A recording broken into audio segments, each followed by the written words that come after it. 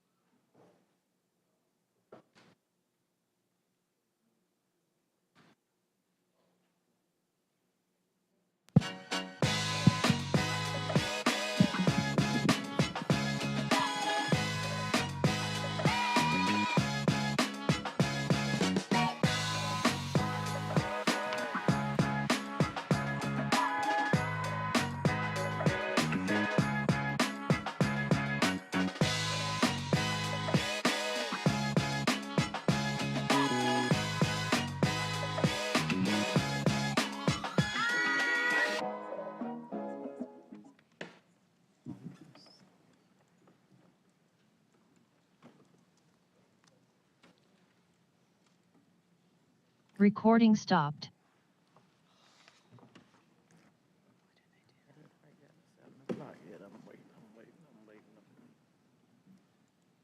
Good evening, good evening. Welcome to our City Council. Recording in progress. Good evening. Welcome to our City Council meeting here on Monday, March 6, 2023 at 7 p.m. here in City Hall Plaza in our first floor council chambers. We welcome those of you who have joined us in person and those of you who have joined us remotely as well. Please join me in a moment of silent meditation.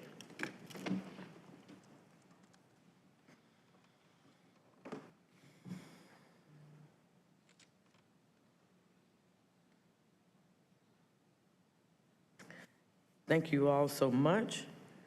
We will now recognize Councilwoman Freeman, who will lead us in the Pledge of Allegiance. Thank you. It's our practice to stand and salute the flag. Say pledge.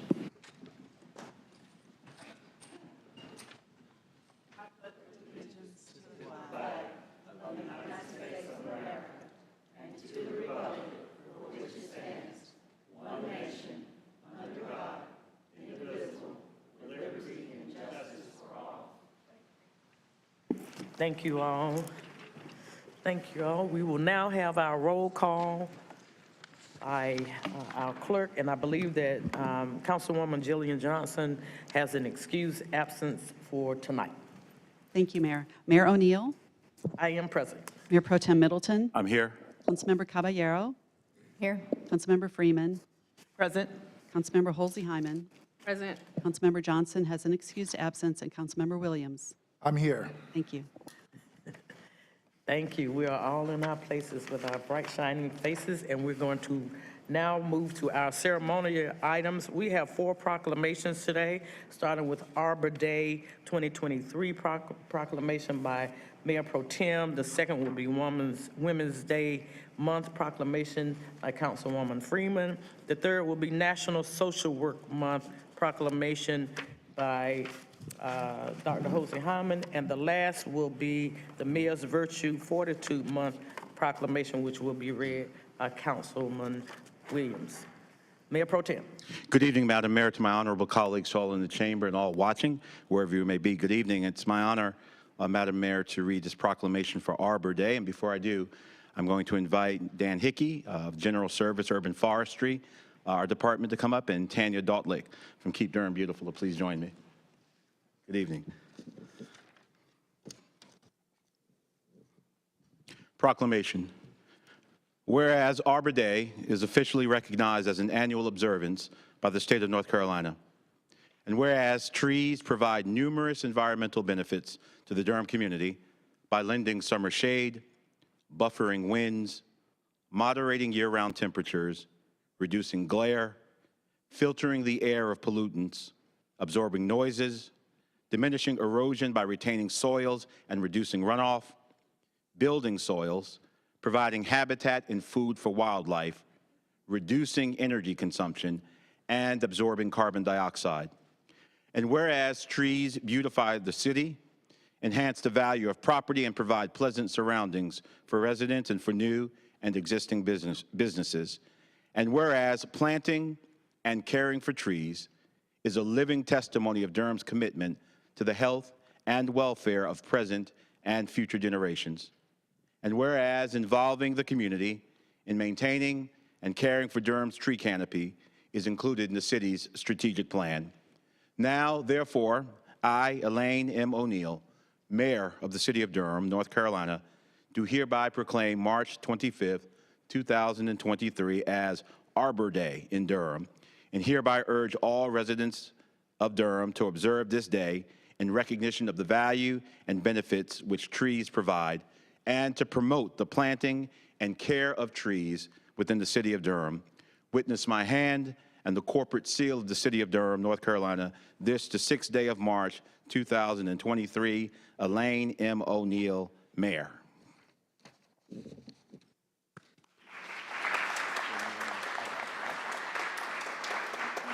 Thank you. Good evening, and thanks for having me. Dan Hickey, an urban forester at the General Services Department. So yeah, just to get into it, a lot of reiterating what he said. Mayor O'Neill, City Council members, City Manager Page, I would like to thank you for reading the Arbor Day Proclamation. Arbor Day is a day to celebrate the significance of trees and all the benefits that trees provide our community. This Arbor Day celebration marks the 40th year that Durham is recognized as a tree city by the Arbor Day Foundation. That's 16 years longer than the town of Chapel Hill, 8 years longer than the city of Greensboro, and 5 years longer than the city of Raleigh. Trees provide us with many benefits, such as shading sidewalks and streets during the summer months, cleaning our air and water, reducing noise pollution, and much more. Thus, it is vital that trees are equitably distributed to all communities in Durham so that these benefits can be enjoyed by all Durham residents, both present and future. Lastly, thank you for your support of our tree planting program, which aims to plant 1,500 street trees each year. To speak on behalf of Keep Durham Beautiful and their contributions to Arbor Day and the city's tree planting program, Tanya Dolick. Thank you, Dan. Good evening. I serve as Executive Director of Keep Durham Beautiful, a nonprofit and a program of the City of Durham Department of General Services. We've been strong partners with City Urban Forestry for many years and share in the goal of helping the city plant 1,500 street trees each year. Through public-private partnerships, we encourage additional investment in trees and encourage volunteers to join us in their planting. On Saturday, March 25th, the City of Durham, Keep Durham Beautiful, and members of the Duke Carbon Offsets Initiative will be planting the 50 street trees between Hillside Park and Shepherd Middle School in celebration of Arbor Day 2023. We welcome each of you and members of the community to join us at 10 a.m. that day to plant a tree or more, and we'll meet on Red Oak Avenue across from Shepherd Middle School. Please visit our website, www.keepdurhambeautiful.org, to find more information about this and many other volunteer events. If you haven't already done so, we encourage you to also register to attend a Creek Week litter prevention event. Creek Week begins March 18th this year. Volunteer opportunities like Arbor Day and Creek Week help contribute to making Durham a clean, healthy, and beautiful community. Thank you.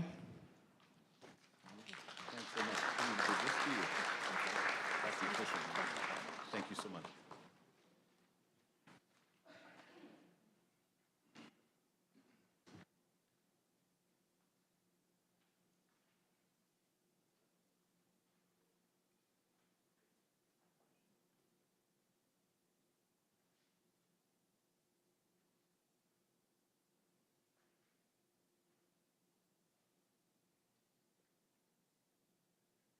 Good evening, everyone. I am joined here with folklorist, writer, historian, and museum consultant and lecturer who focuses on race, history, art history, and politics, Kirsten Mullen. Thank you so very much. It's my honor to be here this evening with you. And we're reading the Women's History Month Proclamation, which honors the women in history. And I'll start. Whereas this proclamation theme is Women Who Tell Our Stories, the month of March has gone purple, green, and white. in honor of the women who have paved the way and continue to do so today. The use of the colors purple, green, and white to represent Women's History Month have their roots in the suffrage movement in England. And whereas the suffragette flag of the Women's Social and Political Union of the United Kingdom composed the colors in 1908, purple for loyalty and dignity, white for purity, and green for hope. And whereas women of the United States have played and continue to play a critical economic and cultural and social role in every sphere of our nation's life by constituting a significant portion of the labor force working in and outside of the home. And whereas every March, Women's History Month provides an opportunity to honor the generations of trailblazing women and girls who have built our nation, shaped our progress, and strengthened our character as people. And whereas throughout our history, despite hardship, exclusion, and discrimination, women have strived and sacrificed for equity and equality in communities across the country. And whereas Black women who fought to end slavery as advocates for civil rights and to pass the Voting Rights Act of 1965, suffragettes helped pass and the 19th Amendment to the Constitution so that no American could be denied a vote based on sex.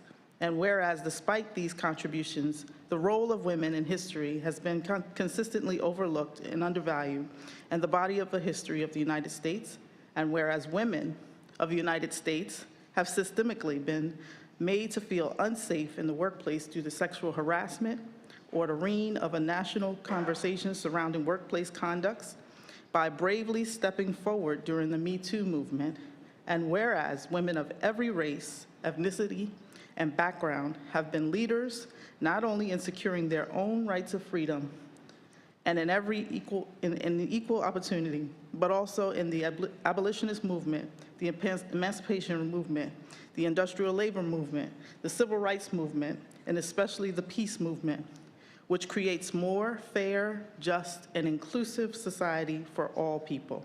Now, therefore, I, Elaine M. O'Neill, Mayor of the City of Durham, North Carolina, do hereby proclaim March 2023 as Women's History Month in Durham, and hereby urge all residents to listen to women's voices, learn about women's experiences, and confront gender inequality and biased decision-making. Witnessed by hand and the corporate seal of the City of Durham, North Carolina, this 6th day of March 2023.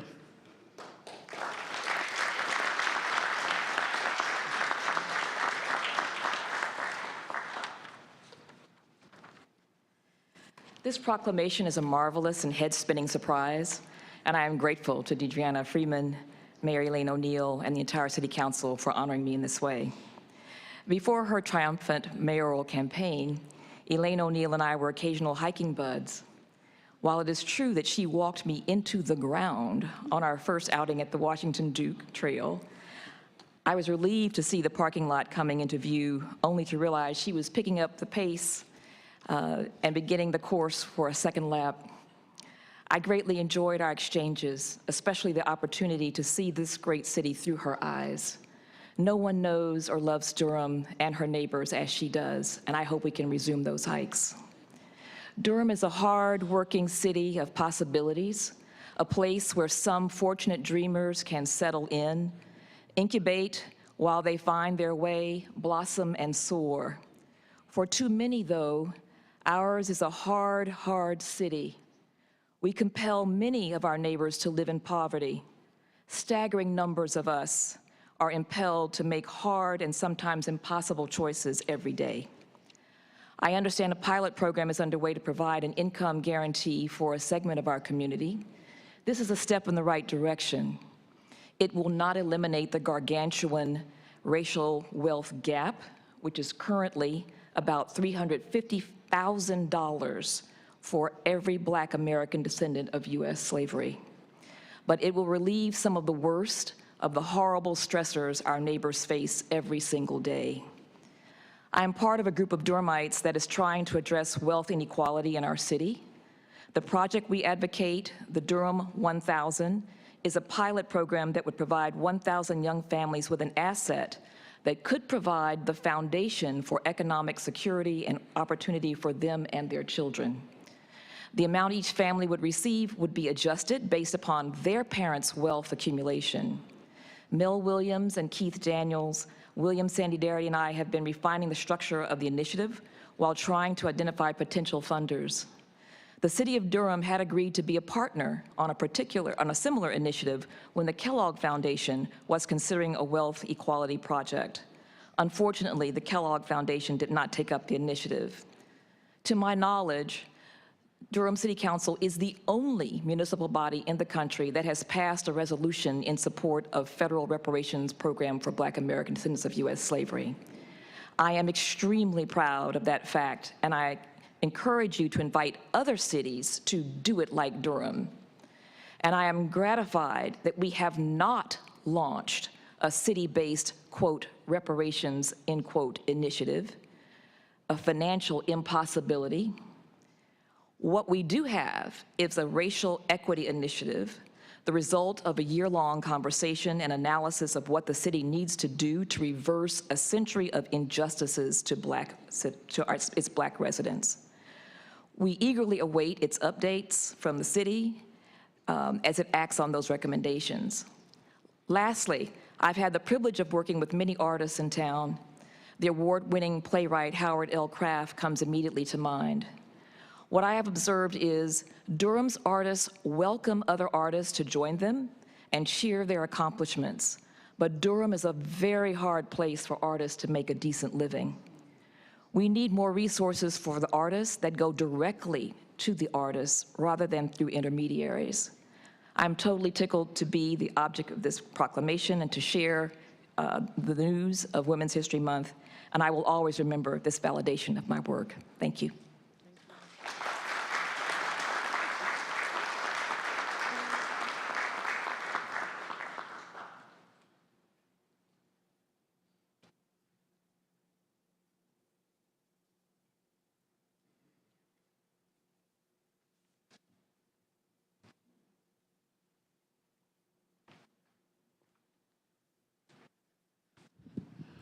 Good evening to my colleagues, to the residents, and to everybody here assembled in City Hall. This proclamation will be for Social Work Month, but I'm going to just take a point of privilege to say that I'm very humbled to be able to do this proclamation. I started my career in the 80s in New York City as a social worker in the beginning of the crack epidemic. And then that's over 25 years, and then over 70 years of now teaching social workers, and I have my chair of my department here, so I thank you for giving me this privilege. And also, I want to thank my colleagues for unanimously appointing me, I can't even say the word because I'm humbled, in May as the first social worker, I think, on City Council, and I appreciate that. So I'm going to ask the Heart team, and I'm going to ask the Valerie Annette, who is the MSW MPP Executive Director, National Association of Social Work for North Carolina Chapter, NASW, and Dr. Belinda Creighton, the Chair of the MSW program at North Carolina Central, my other boss. Okay. All right. Whereas social workers have worked for more than a century to improve the human and well-being and enhance the basic needs of all people. And whereas social workers have followed the code of ethics that calls on us to fight for social injustice and respect and dignity of worth of all people. And whereas social workers positively touch the lives of millions of Americans each day in a variety of places, including schools, hospitals, the military, child welfare agencies, community centers, and federal and state and local governments, working daily to help thousands of Americans. And whereas the 2023 Social Work Month theme, Social Work Breaks Barriers, embodies the social workers to have empowered individuals, families, communities, and our society to overcome hurdles that prevent them from achieving better well-being. And whereas social workers are on the front lines of national opioid addiction, helping people get treated, they need to prevail over substance abuse and disorders, and whereas social workers have helped people overcome mental illness, such as depression, anxiety, cope with death and grief, and help people in communities recover the national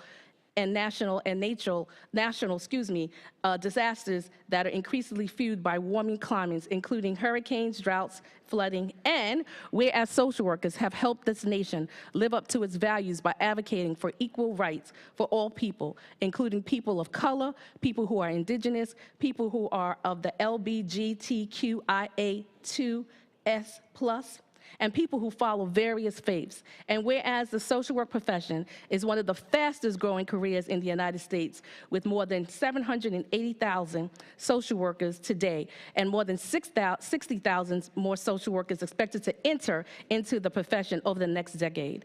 And whereas social workers have continued to push for challenges and changes that make our society a better place to live, including livable wage, improved workplace safety, social safety network programs, and help alleviate poverty, hunger, and homelessness.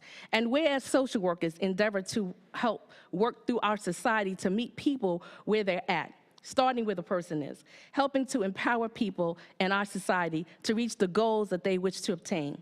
Now, therefore, I, Elaine M. O'Neill, Mayor of the City of Durham, North Carolina, do hereby proclaim the month of March as National Social Work Month in Durham, and hereby urges all residents to join the National Association of Social Work, you have to be a social worker, and celebrate and support the social work profession. Witnessed by my hand and the corporate seal of the City of Durham, North Carolina, this 6th day of March 2023, Mayor M. O. O'Neill. We're gonna have the heart team first.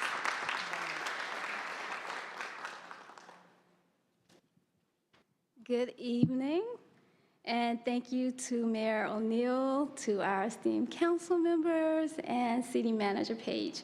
My name is Abena Bediako, and I am here with my counterpart, Lee Mazer, and she wrote a few things down. But we are clinical managers, but most importantly, we are social workers who have a heart for this, who love what we do, and willfully will continue and bring more social workers to the city. So we are honored to accept this recognition on behalf of all of those in our department. We work with a truly inspiring group of people, many of whom are social workers. And over the past year, we've had the privilege of working with Councilwoman Halsey Hyman in building our connection with NCCU's School of Social Work. We wanted to give a special shout out to two of our social work interns, Lucas and Tracy. Thanks you guys so much for coming tonight and all of the work that you do. My students. So they, along with all the other staff members in our department, do so much work to support our neighbors in Durham, and we're so appreciative of them and this opportunity right now. So thank you all so much.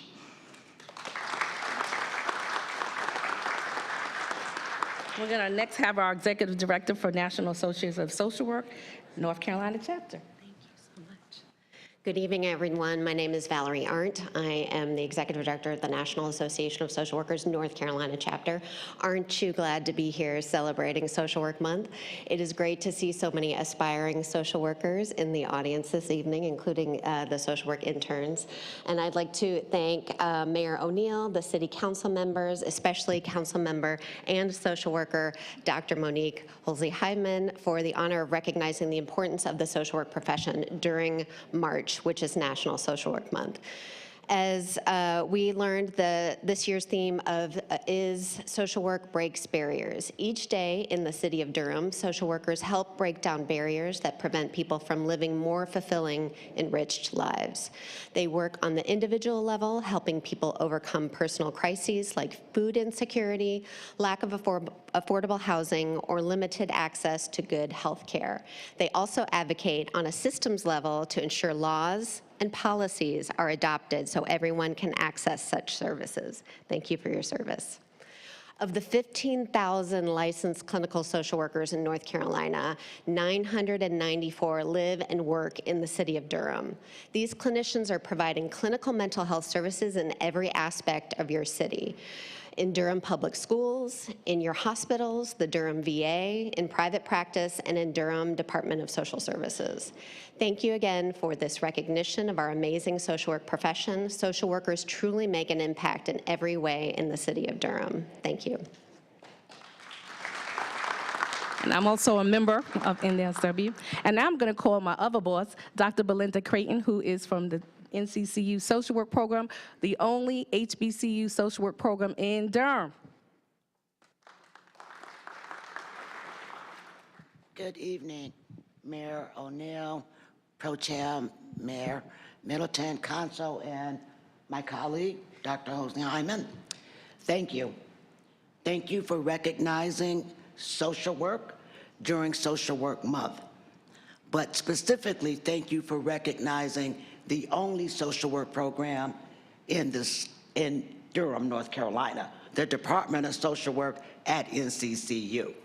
Our faculty are dedicated and committed to preparing culturally competent and ethical students to become social workers to help the residents in Durham and surrounding areas. Our administrators, our Chancellor, Dr. Johnson Akinlele, our Provost, Dr. David Jackson, and our Dean, Dr. Carlton Wilson, all believe in what we do in social work. With their support and the continued support from the Consul, the Department of Social Work at NCCU will continue to grow and thrive. Again, I thank you for recognizing us this evening.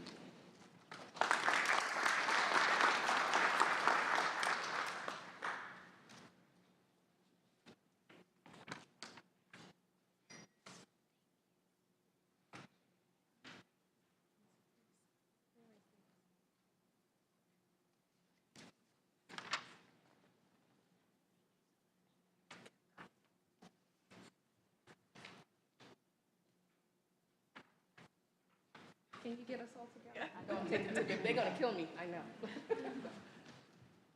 Social work. Social work breaks barriers.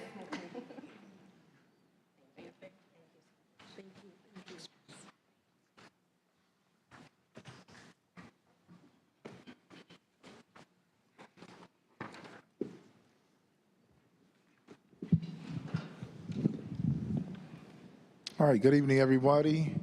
It's good to see everyone in here. I know we asked for security tonight, but goodness, you guys do go above and beyond, don't you? All right. Tonight, I have the honor of presenting the mayor's unique characteristic for this month, and it's the word fortitude. So here's our proclamation.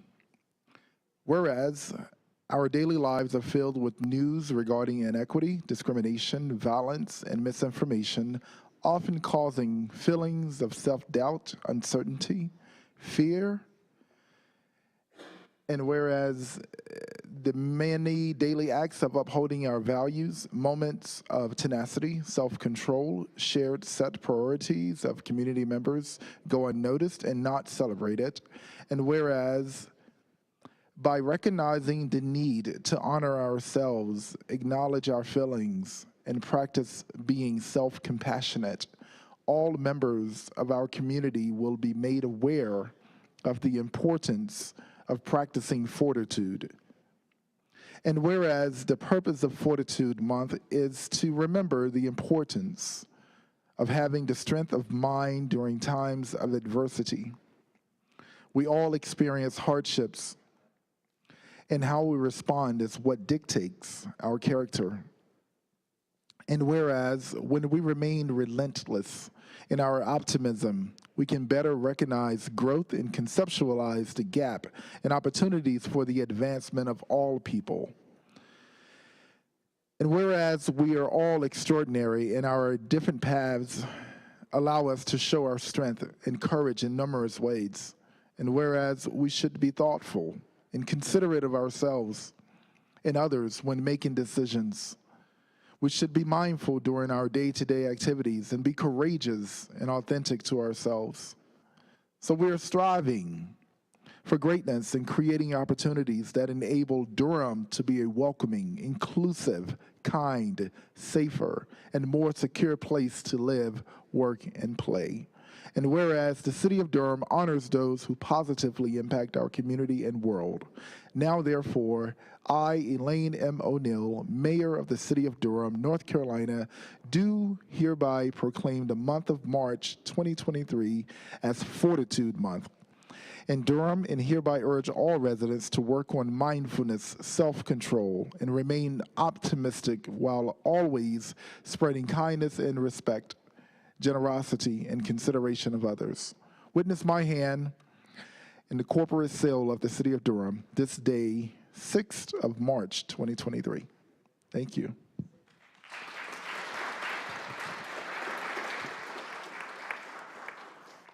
Thank you all. It's so good to start this meeting off with some moments of celebration. We appreciate you all. To my walking partner, we'll get back out there again soon. So good to see you and your husband here tonight. To all of the social workers who give so much for so very little in a lot of instances.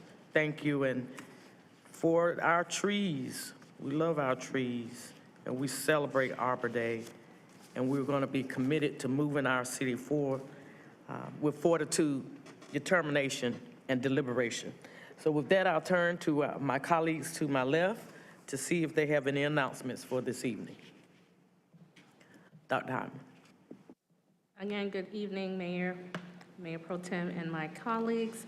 I do have one announcement. I am going to be asking for excused absence for March 20th. I am still a professor and in the tenure track, and so I have to do scholarly work, and so I have put in 2 proposals to present at the NASAP, which is the National Association of Student Affairs, and they were accepted, and so I'll be presenting those 2 proposals on the 20th. So I'm asking for excused absence. So moved. Second. It's been moved, well, I actually moved it, and seconded by Councilwoman Carpenter. All those in favor of you will sign by saying aye. Aye. All those opposed having the same. Hearing none, you are excused. And again, I just want to say thank you for allowing us to do the proclamation for Social Work Month, very dear to me, and also happy Women's Month. Thank you. Councilman Williams. Yeah, thank you, Mayor. Just really quick, he's watching tonight, so shout my son out. Happy birthday, Isaiah. His homemates are watching, so. Happy birthday. Happy birthday, young man. All right, I'll turn to my right to see if Councilwoman Freeman. Thank you. That messed me up. I'd like to also celebrate my son's birthday. It was the Friday before last. So, but yeah, thank you. I just wanted to, and I lost my train of thought all in that moment.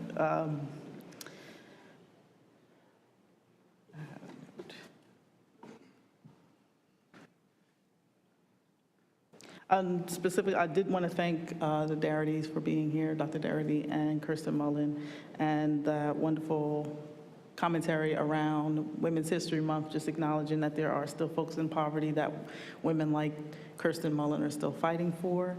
I did want to just make sure that I note in the same vein, the real estate meeting that we had essentially talked about in the last meeting, or was a work session for the deep dive. I wanted to make sure that folks knew we were moving forward with the March 16th date, and that Amber Wade was taking the lead on coordinating, and I want to thank her for doing that, and make sure that folks who are interested are aware. That's all. Thank you. Any other announcements? No, just good evening, everyone. Happy Monday. Hopefully your week is great. I do want to, and I'm going to have to look back on my calendar and recognize a young man. We were over at Hayti Heritage on last Sunday, and we were over there to celebrate an event involving our firefighters, specifically focusing in on. I'm doing so many meetings, I have to go back and look. There's Excelsior Hook and Ladder, which was a specialized fire unit of black men who basically, I think they had one picture of it, but this young man who's in the audience tonight is a Raleigh firefighter, and he's done a whole lot of research on the Excelsior group. I just want to recognize him being here tonight. It was a great event, and stay tuned. We will try to make sure that we have some honoring of them at another date. But I did want to recognize him. It was the firefighters of Black Wall Street. And this young man who did the research on that, what's it? I can't think of his name. Chaz. Chaz kind of waved to the audience. Chaz Moore, Mr. Moore. So stay tuned. It was a very, very nice presentation, and I learned a lot today. I never heard of the Excelsior Hook and Ladder company that basically provided support for the whole city. So stay tuned. Thank you for coming tonight, Chaz. I appreciate you. And that would conclude my announcement tonight. I will turn to our city manager and see if she has any priority items for us. Good evening, Madam Mayor, Mr. Mayor Pro Tem, members of the Durham City Council. I do have 2 items for you this evening that are priority items. Agenda item number 12, Affordable Housing Deep Dive presentation from Durham Regional Association of Realtors. Pursuant to City Council's request, additional information has been provided under priority items by the city manager, city attorney, and city clerk for your information. Agenda item number 17, Consolidated Annexation 4109 Endor Lane. Attachment H, which is a utility extension agreement, was replaced to include the applicant's signature. That is all I have this evening. Thank you, City Manager Page. I now turn to Attorney Rayburg, our city attorney, to see if she has any priority items. Good evening, Mayor O'Neill, Mayor Pro Tem Middleton, and members of the City Council. It's good to see you all. The City Attorney's Office has no priority items. Thank you, Attorney Rayburg. And I turn to our city clerk, Dinah Schreiber, to see if she has any priority items for tonight. Thank you, Madam Mayor, Mr. Mayor Pro Tem, and City Council members. The City Clerk's office has no items this evening. Thank you so much. We now turn to our next order of business, which is the consent agenda. The consent agenda consists of items that the council has previously considered in a work session. All items on the consent agenda may be approved by a single vote of the council. Items may be removed from the consent agenda by a council member or a member of the public, and those items will be considered separately at the end of the meeting tonight. So we will go through our entire agenda, beginning with our consent agenda. Item number 1 is the Durham City County Appearance Commission appointment. Number 2, January 2023 bid appointment. Bid report, I'm sorry. Thank you. I'm gonna learn how to read one night. Item number 3, interlocal agreement for the distribution of sales tax between the City of Durham and Durham County. Item 4 is boards, committees, commissions, and task force calendar year 2022 annual attendance reports. Item 5, resolution entitled the First Responders Resolution. Madam Mayor, I'd like to pull that, please. I'd like to pull that, please. Thank you. Thank you. Item 6, 2022 fourth quarter crime report. A presentation was made at the February 23rd, 2023 work session. Item 7, construction of a traffic signal at Renaissance Parkway and Leonardo Drive. Item 8, amendment number 4 to the Homeland Avenue Stream Relocation Project Professional Engineering Services Contract. Item 9, amendment number 3 to Aiken Avenue Stream Relocation Project Professional Engineering Services Contract. 10, professional engineering services contract with Brown and Caldwell, Inc. for the Western Intake Partnership Environmental Permitting Project, amendment number 1. On our general business agenda is public hearings. We have item 14, which will be led, the discussion will be led by Mayor Pro Tem. Is the Consolidated Annexation Carpenter Falls. Item 15 will be led by Councilwoman Monique Jose Hyman, which is item 15, Consolidated Annexation Crescent Drive Assemblage. Item 16, Consolidated Annexation Fondcombe, Fondcombe. And item 17, Consolidated Annexation 4109 Endor Lane will be led by Councilwoman Javiera. And item 18 is the Unified Development Ordinance Text Amendment, Sedimentation and Erosion Control, which will be led by Councilwoman Freeman. I'd now like to entertain a motion to approve the consent agenda with the exception of pulled item number 5. Moved. Second. It's been moved by Councilman Williams, seconded by Councilwoman Freeman. Madam Clerk, if you would please open the vote. If you close the vote and report out.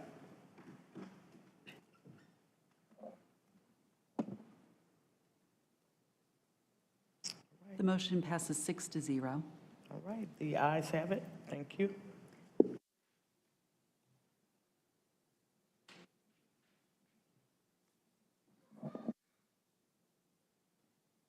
Sure, and we're going to move to our pulled item first. We have a lot of folk here, I think, for that one, and I'm going to turn it over to Mayor Pro Tem to conduct that hearing before we get started. Thank you, Your Honor, and to my honorable colleagues for allowing us to move this item up. Madam Mayor and friends, there is a movement afoot across our state to properly recognize the role of emergency call takers, those whose voices we hear when we call 911. And I want to thank my friends at the North Carolina Department of Information Technology, who could not have representatives here tonight as Governor Cooper is delivering his State of the State address. But that movement is asking cities around our state to echo voices in the halls of our legislature at the municipal level to consider our call takers first responders.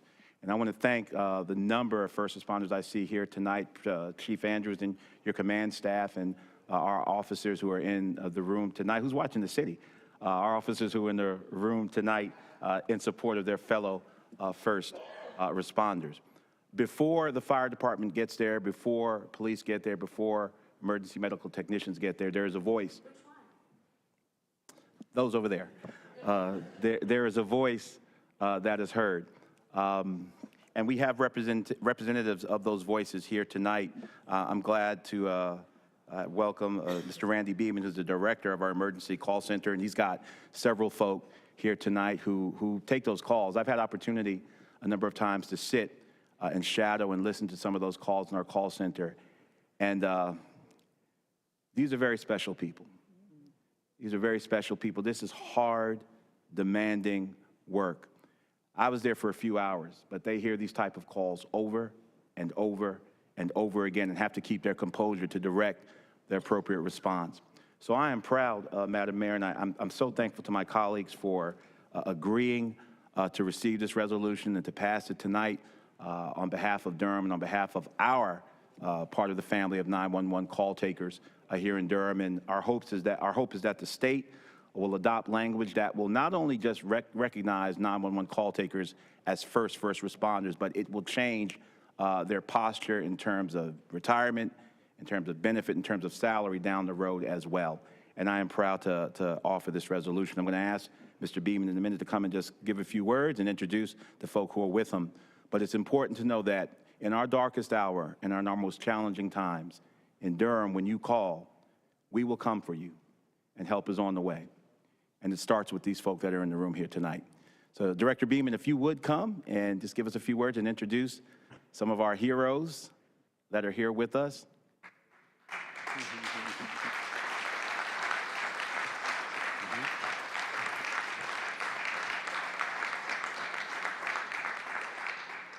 Mayor, Mayor Pro Tem, council members, Madam Manager, executive staff, colleagues, friends, Truly tonight is historical for the things that we are doing here in Durham, but in the area, and most particularly the fact that we do so many firsts. And so standing before you tonight are the first responders. They truly are. You hear many phrases about they are the headset heroes. They are the silent, the voice of reason in the most chaotic moment of a person when they dial 911. And Mayor Pro Tem, you stated it very well because you sat in that chair and you've heard those calls. Just to give you a little example, and in the resolution you're getting ready to read, you speak about North Carolina. We do over 7 million calls a year. Durham does about 480 to close to 500,000 calls a year, just 911 calls.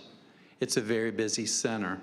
Just this weekend, for example, on a Friday evening in a 24-hour session of people working in the center, we answered over 1,000 911 calls in a 24-hour period. These folks, it's unrelenting. It's consistently call upon call upon call. So this is a great honor and a privilege. Tonight I have with me my assistant director, Tangela Walker, who's joined us tonight. I also have with me our administrative operations person. Hey, Randy, the mayor directed that these folks should come down so we could see them. So if you wouldn't mind, and either as you introduce them.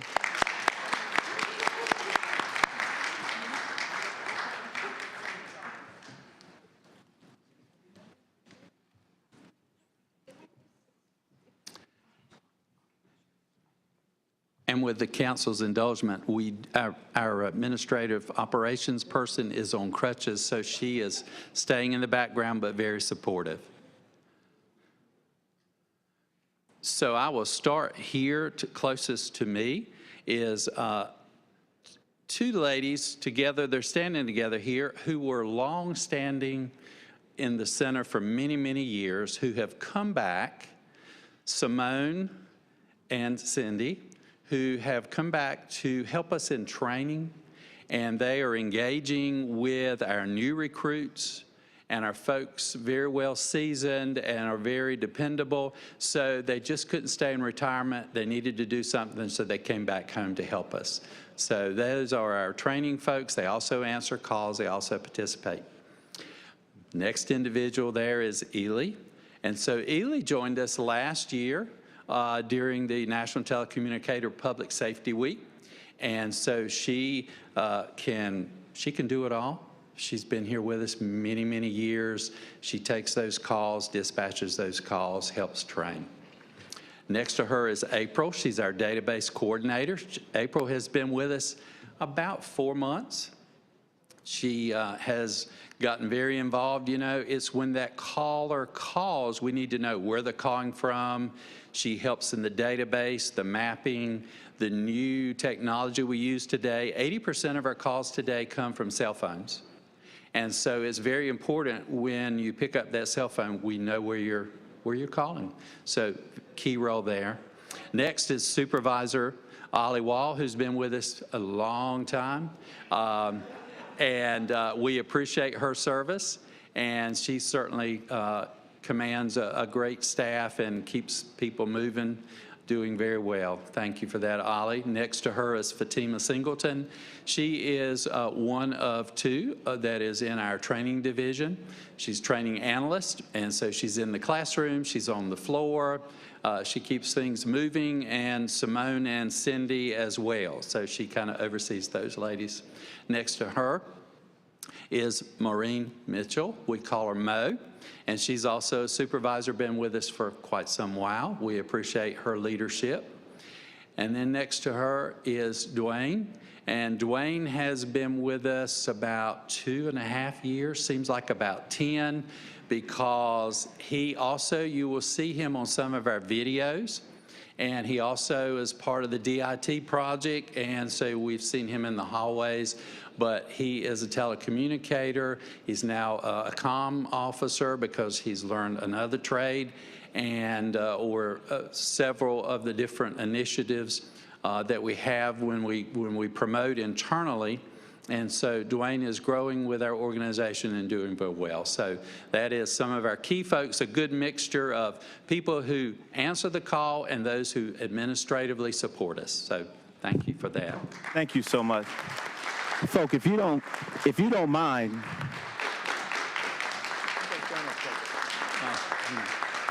Hold on just a second.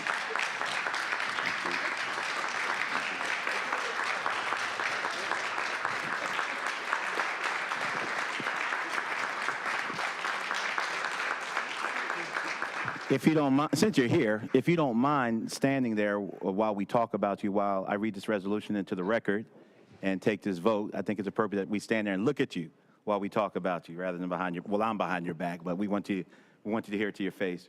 A resolution to recognize the value of 911 telecommunicators and their role in North Carolina public safety for responding to emergency calls from citizens of the state and dispatching those calls to first responders in the field. Whereas 911 telecommunicators are an essential part of the public safety infrastructure in this city and state. And whereas 911 telecommunicators are trained to play a critical role in emergency response as the first line of communication for persons needing law enforcement, fire, or medical response, and serve as a lifeline to law enforcement, fire, and medical response personnel in the field. And whereas 911 telecommunicators serve 24 hours a day, 7 days a week, the same as firefighters, law enforcement officers, and emergency medical services workers. And whereas 911 telecommunicators make the same sacrifices in their personal lives as firefighters, law enforcement officers, and emergency medical services workers by leaving their families, friends, and the safety of their homes to handle the emergency 911 calls that save the lives, protect the property, and ensure the safety of their community during emergency events. And whereas 911 telecommunicators heroically answer emergency 911 calls around the clock, whereby they provide medical guidance, instruct callers on staying safe in extremely trying and often terrifying situations, and help guide callers to safety during disasters while simultaneously dispatching field units to the emergency situations.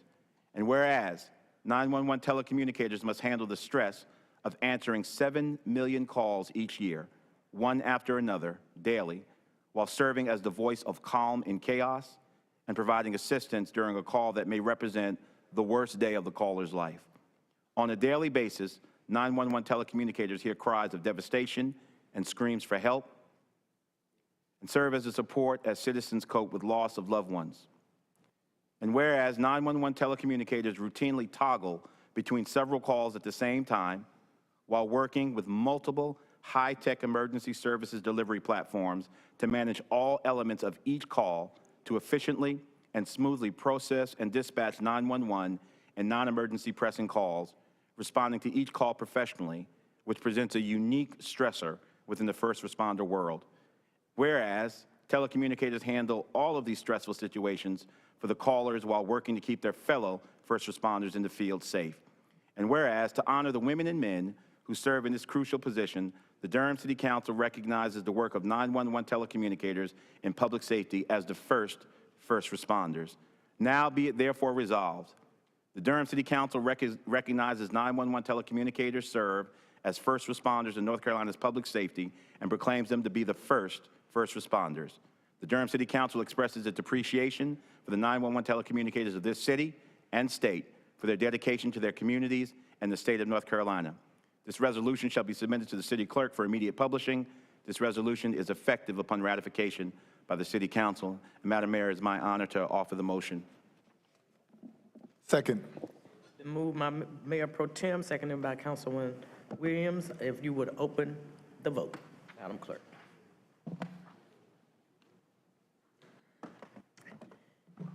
If you will please close the vote and report out. The motion passes 6-0. Thank you. Thank you.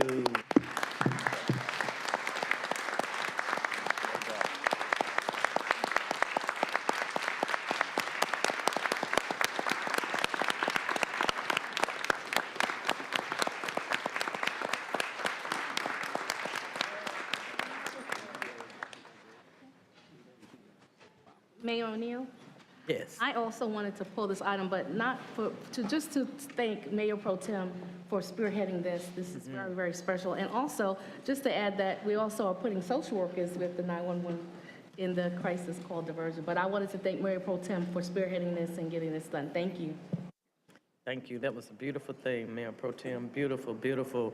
You know, we've heard so much in the news about our 911 call center, and tonight it was just great for us to be able to put faces with people that we talk about a lot in the news, but you don't ever see, and then to kind of understand the sacrifices that you know, that they make each and every day to keep us safe. So I thank you for that, Mayor Pro Tem. That's a beautiful way for us to continue our meeting.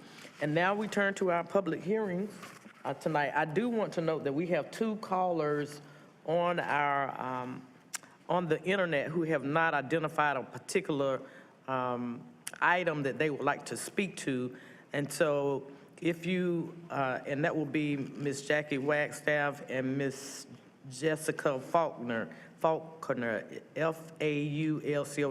When you hear the item, when we get to the item that you would like to speak to, please raise your virtual hand and we will be able to direct that. It's my understanding that on Monday nights, you sign up to speak to a particular item. On Thursday night, there is a portion within the city council, within the agenda at the work session, where you can sign up as a citizen and you can speak to any item that you like to speak to. Is that correct? Or any issue. Or any issue, anything at all, right? Pretty much. All right, so on Thursdays at the work session, but tonight we do ask that you sign up. You let us know what item you would like to speak to as we call them. And we will proceed as I outlined in the reading of the consent agenda. And at this point, I turn it to Mayor Pro Tem. Thank you.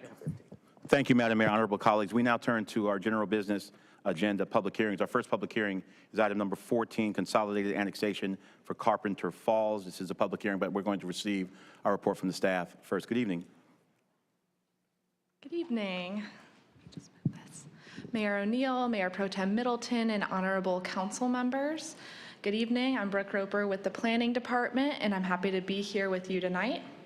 Before I begin, staff would like to state for the record that all Planning Department hearing items have been advertised and noticed in accordance with state and local law, and affidavits of all notices are on file in the Planning Department. A request for a utility extension agreement, voluntary annexation, and initial zoning map change has been received from Jared Edens of Edens Investments, Inc. for one parcel of land totaling approximately 132 acres and located at 2621 Burton Road. The annexation petition is for a contiguous expansion of the primary corporate limits. The applicant intends to develop property as a 235 single-family unit conservation subdivision. The properties are currently designated very low density residential and recreation and open space on the future land use map.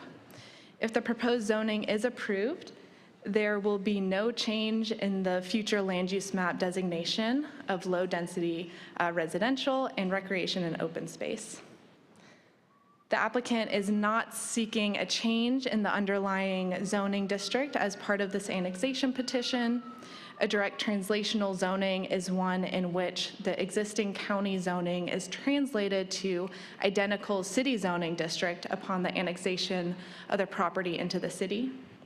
A translational zoning does not include a development plan, and any future development may proceed according to what the zoning would allow.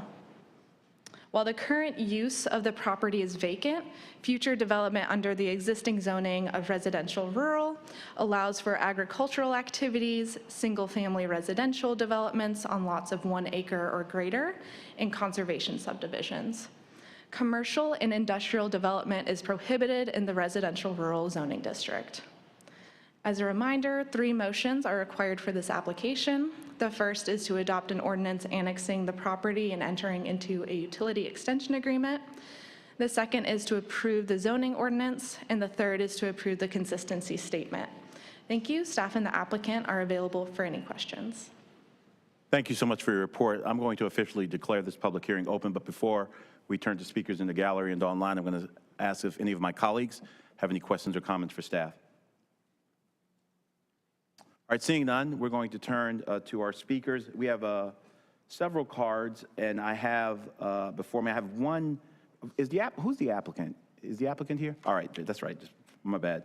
I have one card proponent for Rebecca Carpenter, but we will hear from the applicant first, and then we will turn to our cards. The rest I have are opponents, but we will poll the House to make sure the cards are correct, so everyone will have a chance to speak. Ms. Edens.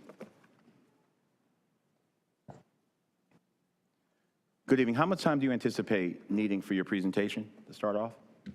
Roughly 5 or 6 minutes. 5 or 6 minutes? Yes, sir. Put 7 minutes on the clock, please.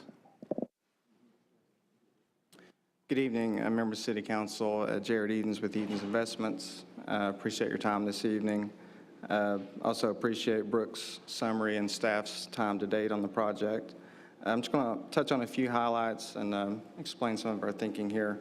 As Brooke said, the property is roughly about 132 acres. It's a direct translation, so it's zoned rural residential today, and we would intend to keep it rural residential once it's annexed. The property is located right in the middle of two city annexed parcels already. There's a property to the east and then directly across Burton Road that have both been annexed previously. Sufficient utilities exist at the site. I mean, that's one of the first things we look at for any property and any annexation is where's water and sewer. Sewer for this project is directly across the property along the stream. It's on our side of Panther Creek, which is a good thing, so there's no impact there. We've got water in Burton and Carpenter Road. There's sufficient capacity for the development. I mentioned Panther Creek. I know there's a lot of environmental concerns, obviously locally with Panther Creek and any of our major tributaries like that. And I think on sites like this where the creek runs actually across the property on a large site where you got floodplain and whatnot, obviously those concerns they're always valid, but they're extremely valid in that case. I think what we're proposing on the site plan, we're proposing a conservation subdivision, which I think if you're wanting to err towards the environmental side of things, you would like that kind of design. A conservation subdivision allows for 2 units per gross acre, but you have to preserve at least half of the property as permanent open space. It can't be any open space. The code requires that it be quality open space, environmentally, floodplain, stream buffers. There's a list of priorities that you have to hit those marks, hardwood areas, things like that. So it results in 50% open space, which is good. It also allows us to keep the density up near the road at the front at Burton and Carpenter, and as you go downgrade to the creek, the open space is in that area. So from an environmental standpoint, I mean, I've been a stormwater engineer by trade for a while. We've got stormwater ponds there that are going to treat 85% TSS, so you got 85% pollutant removal just from the ponds themselves. But then these ponds exit and drain through undisturbed property that's wooded with shrubs and ground cover, and it gets naturally treated for 200-300 plus feet before it enters Panther Creek. So I think this design is really perfect from an environmental standpoint. Excuse me. I think the use makes sense from a land planning perspective. Council recently approved an apartment project we had near the Walmart east of the site. That was a high-density project. And I talked at that time about how the area is playing out zoning-wise and development-wise. If you start and sort of transition east to west, if you start at the Walmart and the apartments to the east at sort of Gearin Junction, you'll see a transition on the history of approvals where you have high-density commercial, retail, you've got the flex space, large office project right there. And then as you transition east, you go through Griffin Place, which was a large development with a large number of townhomes. But as you go further east, the density drops as you enter more into the rural areas. Also, as you move east, those properties are the properties where Panther Creek actually goes across the rear of the property. Up at on Walmart, I'm not sure, but Gearin Junction and some of those other projects did not have Panther Creek there. So again, I think the density makes sense, and it's sort of in line with what's been happening there. I mentioned before, we're between two two existing city parcels. I looked at the zoning and densities, so immediately west of us is a small conservation subdivision, same kind of design as this, and it came out to be about 1.7 units an acre. To the east of us, directly across Burton Road, that project was a PDR 1.69 units an acre. Both very similar designs to what we're proposing here. We have, as staff mentioned, around 235 lots on the site plan. That density over that acreage is roughly that same ballpark, 1.6, 1.7. It's a consistent density in what's a little bit more rural part of town, so I think it all works together. Other thing, transportation. We did, because the project's over 150 units, single-family units, a TIA is required. The results, not only are we doing left turn lanes into the development at the driveways, but we're required by DOT and the city to monitor a couple of intersections for future signalization. That's the Burton, Fletcher's, Cheek Road intersection, and also the Carpenter and Cheek intersection, where for the life of the project, at some point, we'll have to do a signal warrant analysis through DOT, and if the signal's warranted, we'll have to install the signal as required by the TIA. We're also doing other off-site improvements, improvements at the intersection of Gear and Burton with left turn lane improvements with storage, and improvements at Carpenter and Cheek. Lastly, we always try to incorporate some affordable housing in our projects, something we work towards.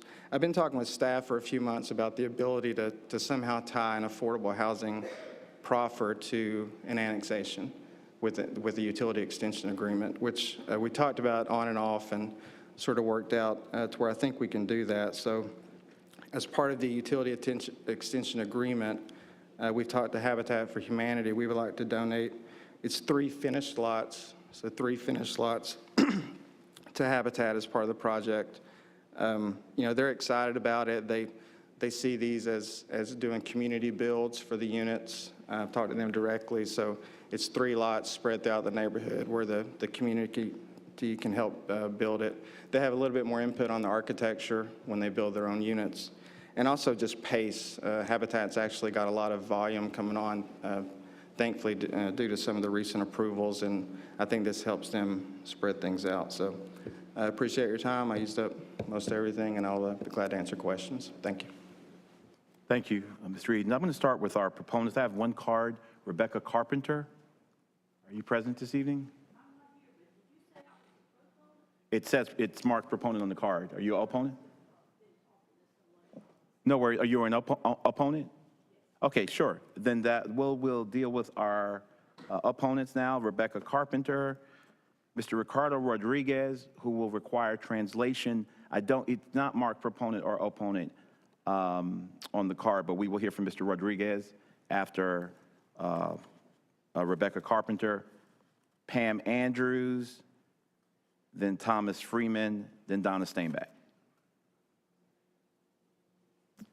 Good evening. Welcome. Thank you for being with us. If you'll state your name, you'll have 3 minutes. My name is Rebecca Carpenter, and if that rings a bell, it's because my father's family owned that land for many, many years, and I and my brother own the last piece of the greater piece of land, and we're very thoughtful about how we would like to see that area developed. But I also am a native Durhamite. I very strongly believe in looking at the future of all of Durham, city and county, and I would very much like to see more interaction where the city and the county come together to do what is best for all the people, city and county. It was very interesting for me to learn. I went to all the meetings to begin with, and I specifically asked for, would there be any thought for affordable housing, or in particular, oops, the policeman left. I wanted them to consider affordable housing for police and sheriff and fire, because that is very difficult in Durham. Some can't even afford to live here and have to come in to work. So I'm simply stating how it feels to be a native of that part of the county, even though now I live in the city and I vote in the city. And I would like to see it come together to think about everything. We don't want this area to end up Los Angeles Junior, where everybody runs away because we've developed. I would like to see an overall plan together. I would like to see that the city-county planning board could be respected as a group working together. What has there been? Only one acceptance, one rejection of all the ones that have been brought from the Planning Commission to the City Council, who are the only ones who can vote, make the final vote about the city, and you've only rejected one. And I'd like to see more thought in that. My connection, I have to say this, I retired from teaching at Oak Grove Elementary School. I was taught there by my mother in the 8th grade, and she graduated from Oak Grove. So that when I see what's going on in that part of the county, it's not what we would like to protect. You talk about trees, I would like them protected. You talk about land, and I'm concerned because we saw, because the people who did the environmental study parked on my land. And so my brother went over and did the inquisition. So that was my time. Yes, ma'am. Thank you so much. That was your time. Appreciate you being with us tonight. Mr. Ricardo Rodriguez.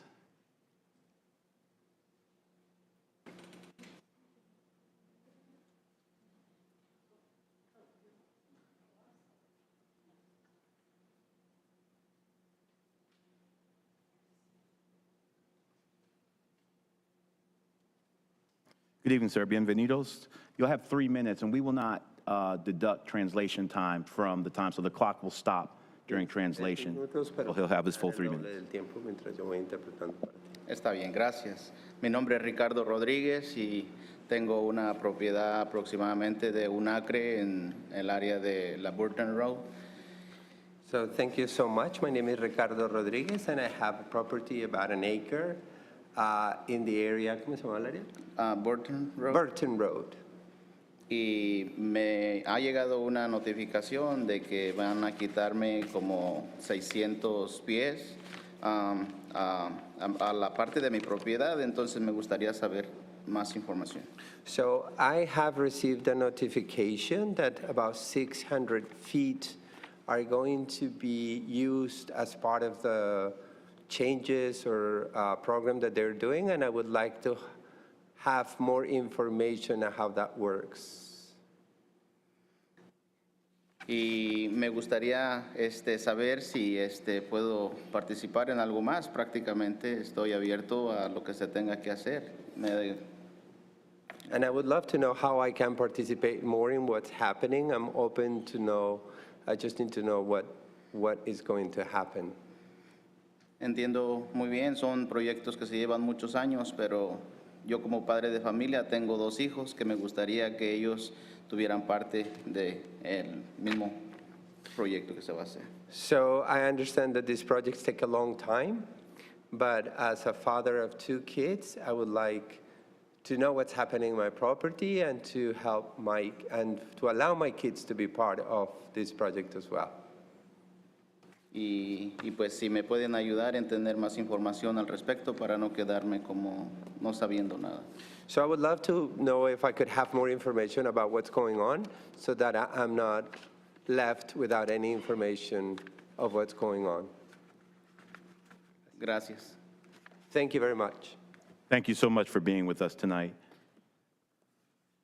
Pam Andrews, Thomas Freeman, and Donna Steinbeck. Good evening and welcome. If you give us your name, you'll have 3 minutes. We have a PowerPoint that we're waiting to be loaded. Brooke, we were told that Brooke had it. And I'm supposed to tell you slide when I want to change, is that correct? Okay, so if you could flip to the first slide, that's just a little mission statement. And flip one more slide, Brooke, if you would please. Thank you. All right, good evening. My name is Pamela Andrews, 6108 Wake Forest Highway. I appreciate the mayor and all the city council and staff for letting us come tonight and speak. So first thing I want to say is, what is the rush? We have been in 2 meetings tonight, one from 6 to 7 for a neighborhood meeting. We rushed up here on a Zoom meeting to come be a part of this meeting. What is the rush? I want to speak on the parcel of land that flows into Panther Creek. The proposed development is a conservation subdivision, which sounds promising, as was shared this summer by County Commissioner Wendy Jacobs. We were led to believe this was a new development designed to have less impact on the sensitive land in the watershed.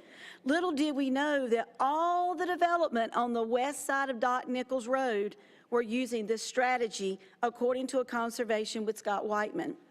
We had no idea this model was already being used. Slide, please. By the way, those are the conservation subdivision requirements.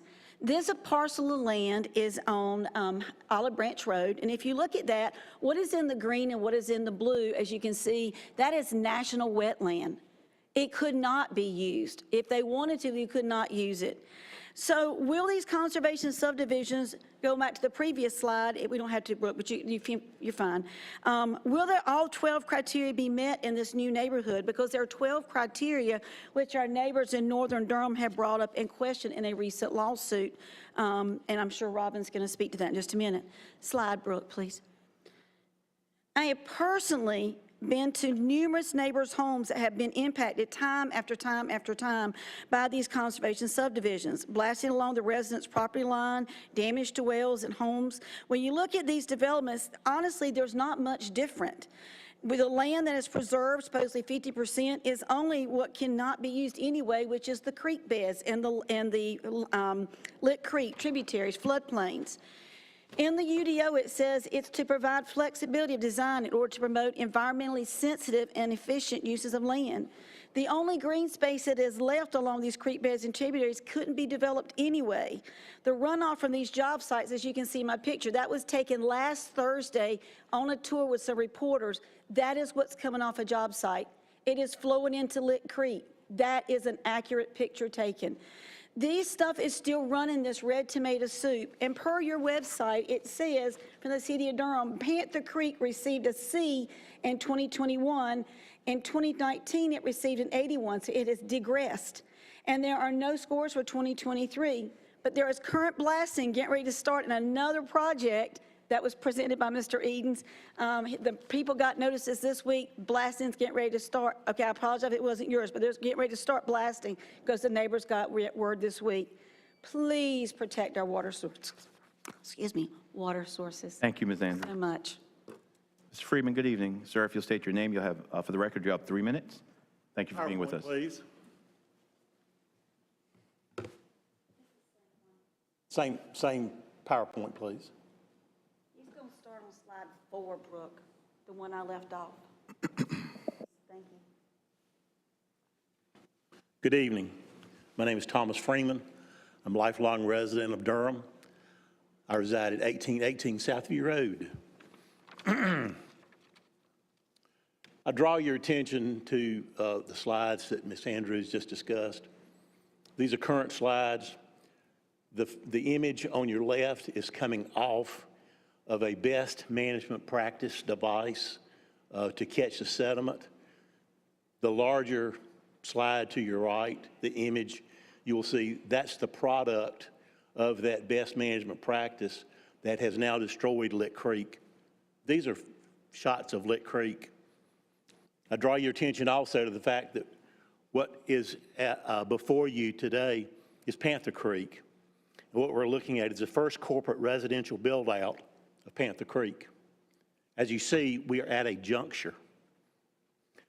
There are many similarities of Lick Creek. It has the same soils, Triassic Basin soils, steep slopes, which will be impacted by mass grading and blasting. And they're all Falls Lake tributaries. These best management practices are not effective. Take a look. I'm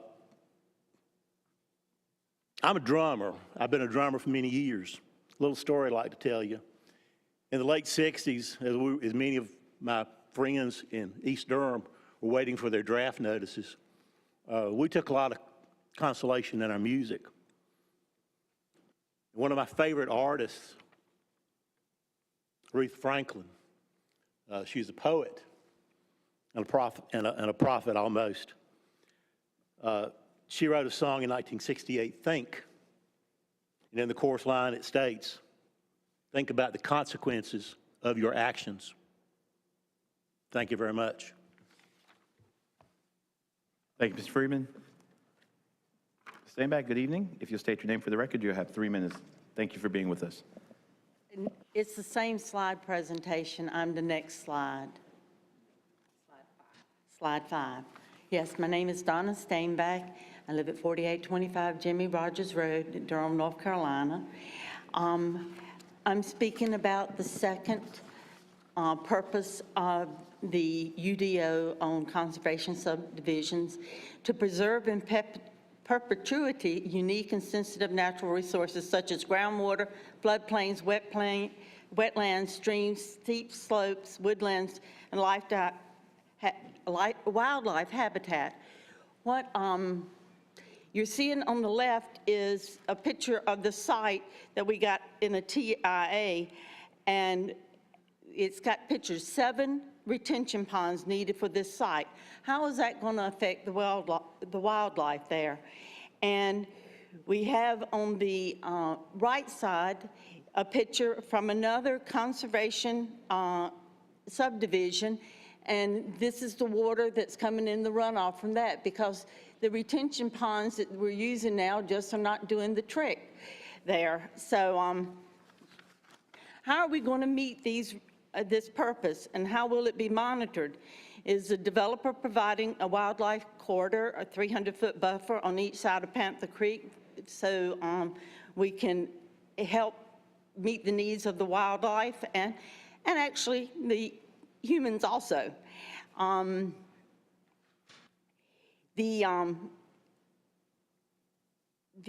There is much land to be clear-cut, 90-some acres, and mass grading in 1 or 2 phases. It wasn't in the documentation. In fact, very little was in the documentation that was provided on site. I went through it all, and this caused us a lot of issues.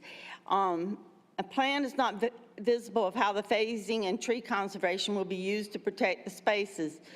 With this elevation changes from 368 feet to 294 feet, blasting will probably be used, and that will destabilize the natural areas. These will impact the wildlife and natural areas. It is not clear how this will promote contiguous green spaces for the inhabitants, both people and wildlife. So the key thing is, I have a lot of questions that we don't have answers for, and I'd like to see, the plan that would have these answers in it. So, and that's what I'm looking for, is a better plan. Thank you. Thank you so much for being with us. For my next set of cards, Pam Williams, Rebecca Freeman, James Chavis, Robin Barefoot. Good evening. If you'll state your name for the record, you have 3 minutes. Thank you for being with us. Sure. Could you bring up slide 6? And I'll tell you when you go to slide 7. Good afternoon. My name's Pam Williams. I live at 2130 Adventure Trail. I would like to address item number 8 of the 12 purposes of a conservation subdivision. The main statement, encouraging use of parks and community facilities as focal points in the neighborhood. This proposal showed no mention of parks, playgrounds, dog parks, or gathering places on this proposal. What will be provided for the 252 dwellings or 655 residents? We don't know. Neighbors to this site along Burton Road already have drainage problems. Grading this site would increase the drainage issues. Has a developer coordinated with these neighbors?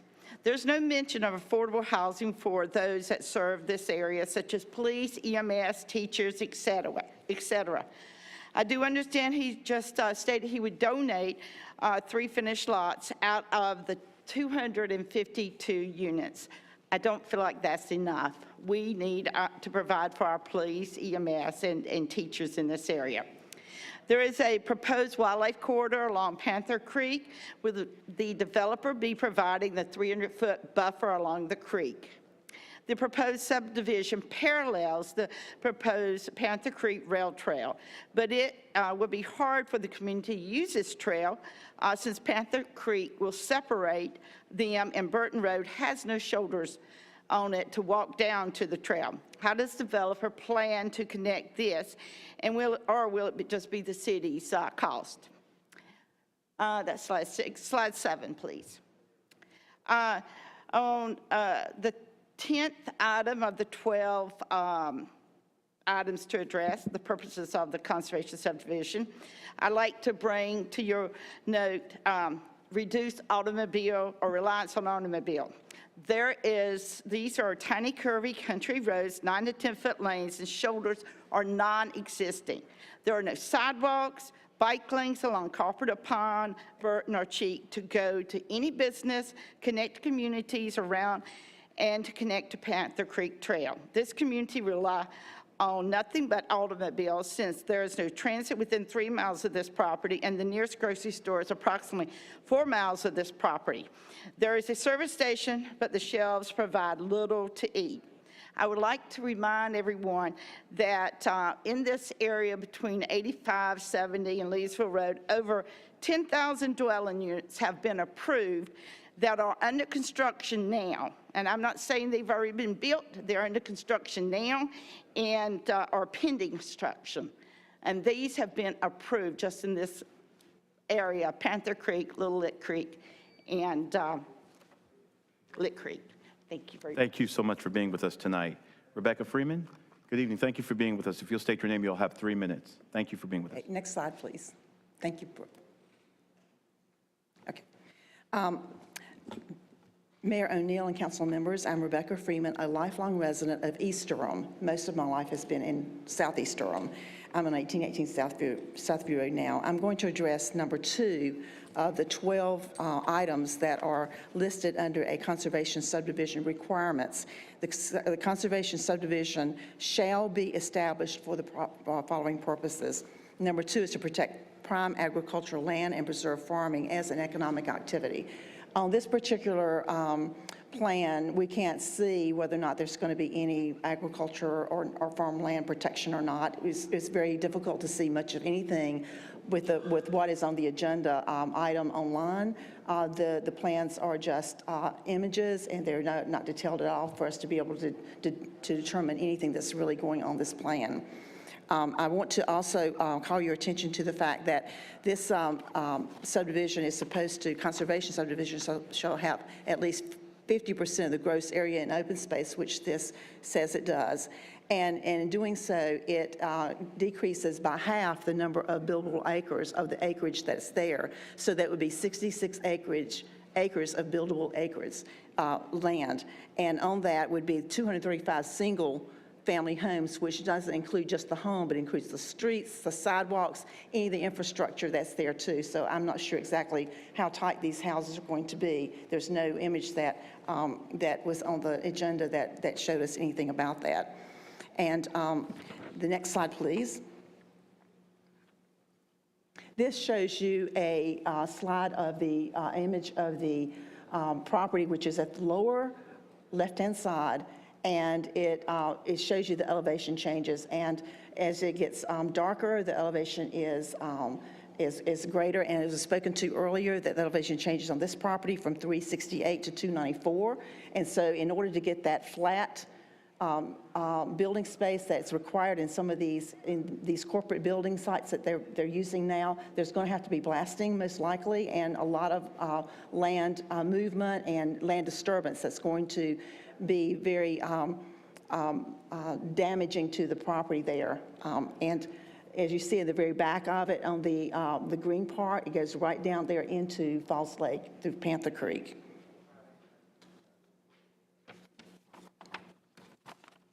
One other item.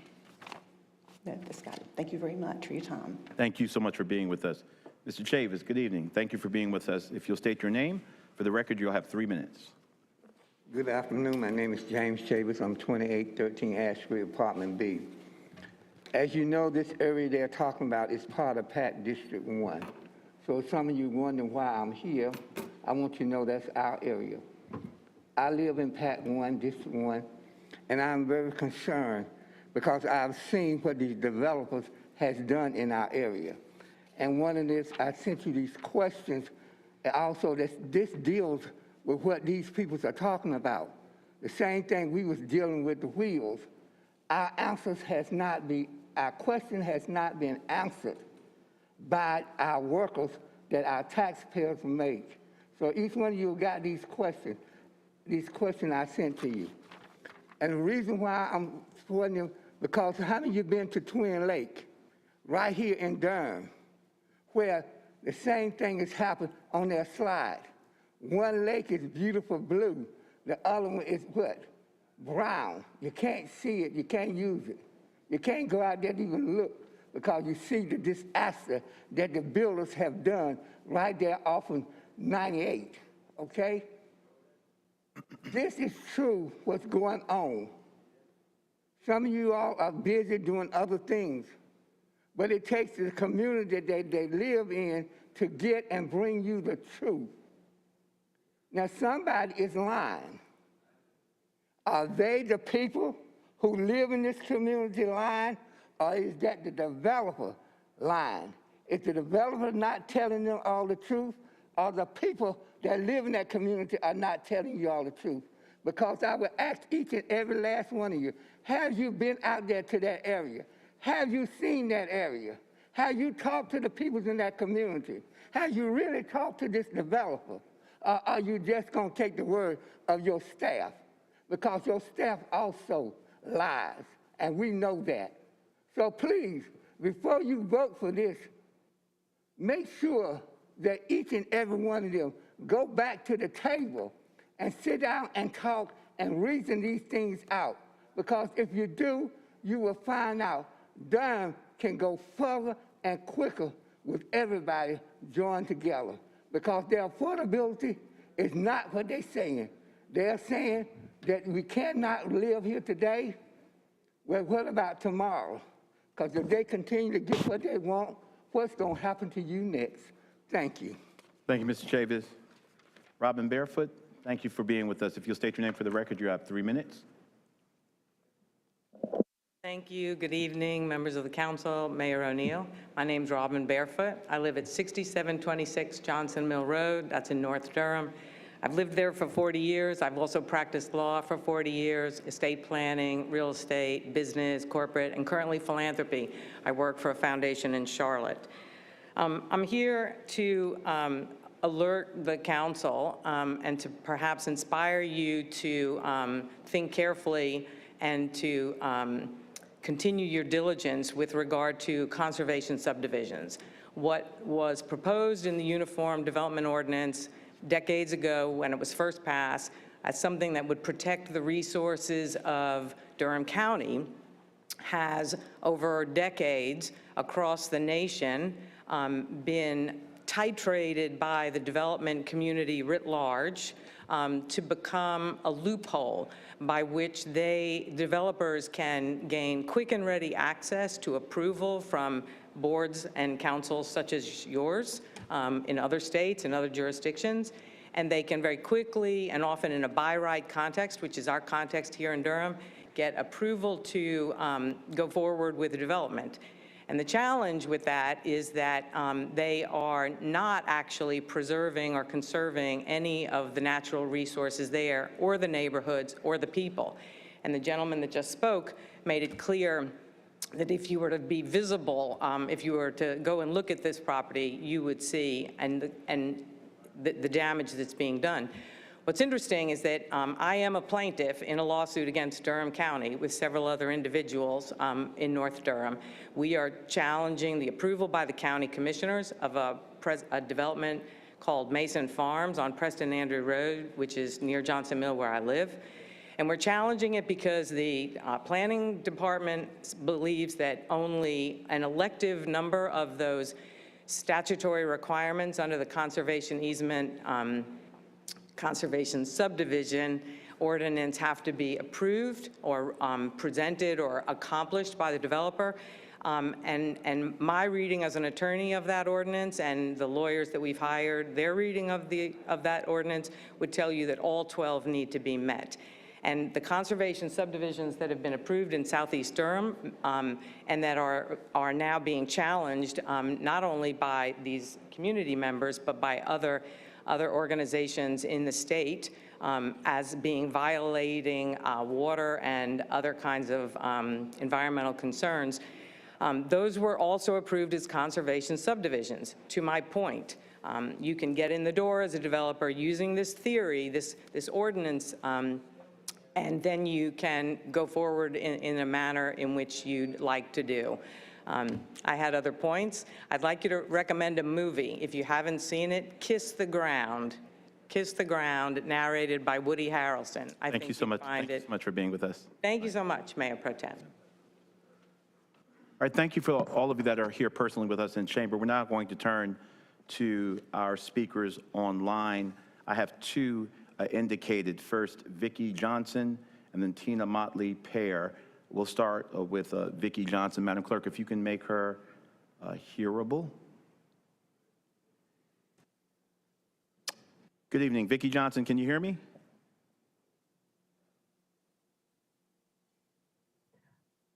Yes, sir, I can. Thank you so much for being with us. If you'll just state your name for the record. I know I already said it, but if you'll state your name for the record, you'll have 3 minutes. Thank you for being with us tonight. Actually, I did not intend on speaking. I just wanted to listen in, but I'm really even more concerned after hearing all the things these people have had to say and seeing the PowerPoint presentation. And I really would beg the commission to think carefully before allowing the annexation to be approved. Thank you very much. Thank you, Ms. Johnson, for being with us tonight. Next, we'll have Tina Motley Pear. Madam Clerk, if you'll make her hearable. Hi, can you hear me? I can, thank you very well. If you'll state your name for the record, you'll have 3 minutes. Thank you for being with us.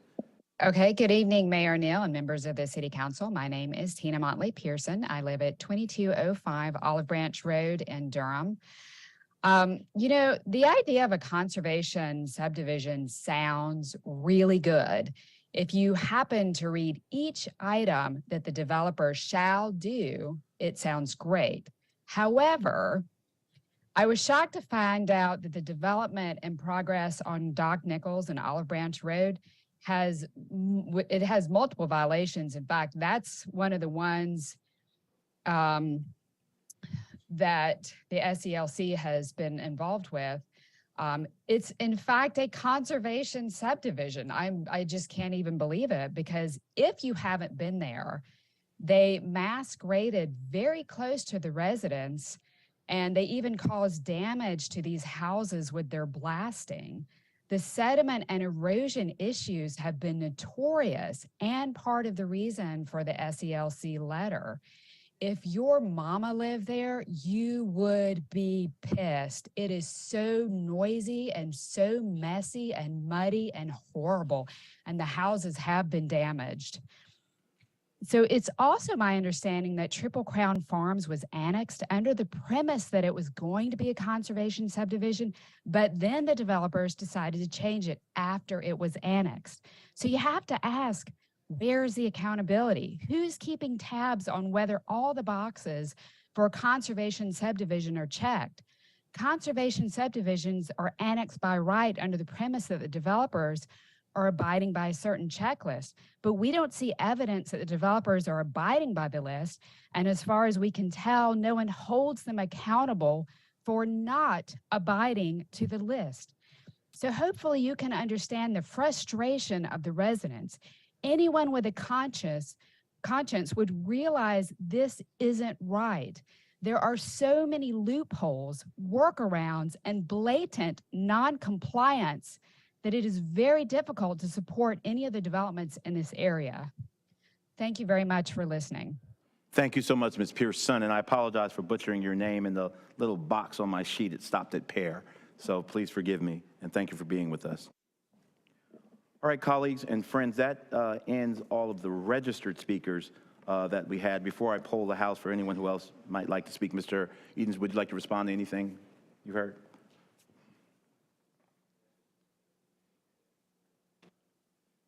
Yeah, thank you. I appreciate the chance to respond. I was taking notes, and I'll try to go through some of these.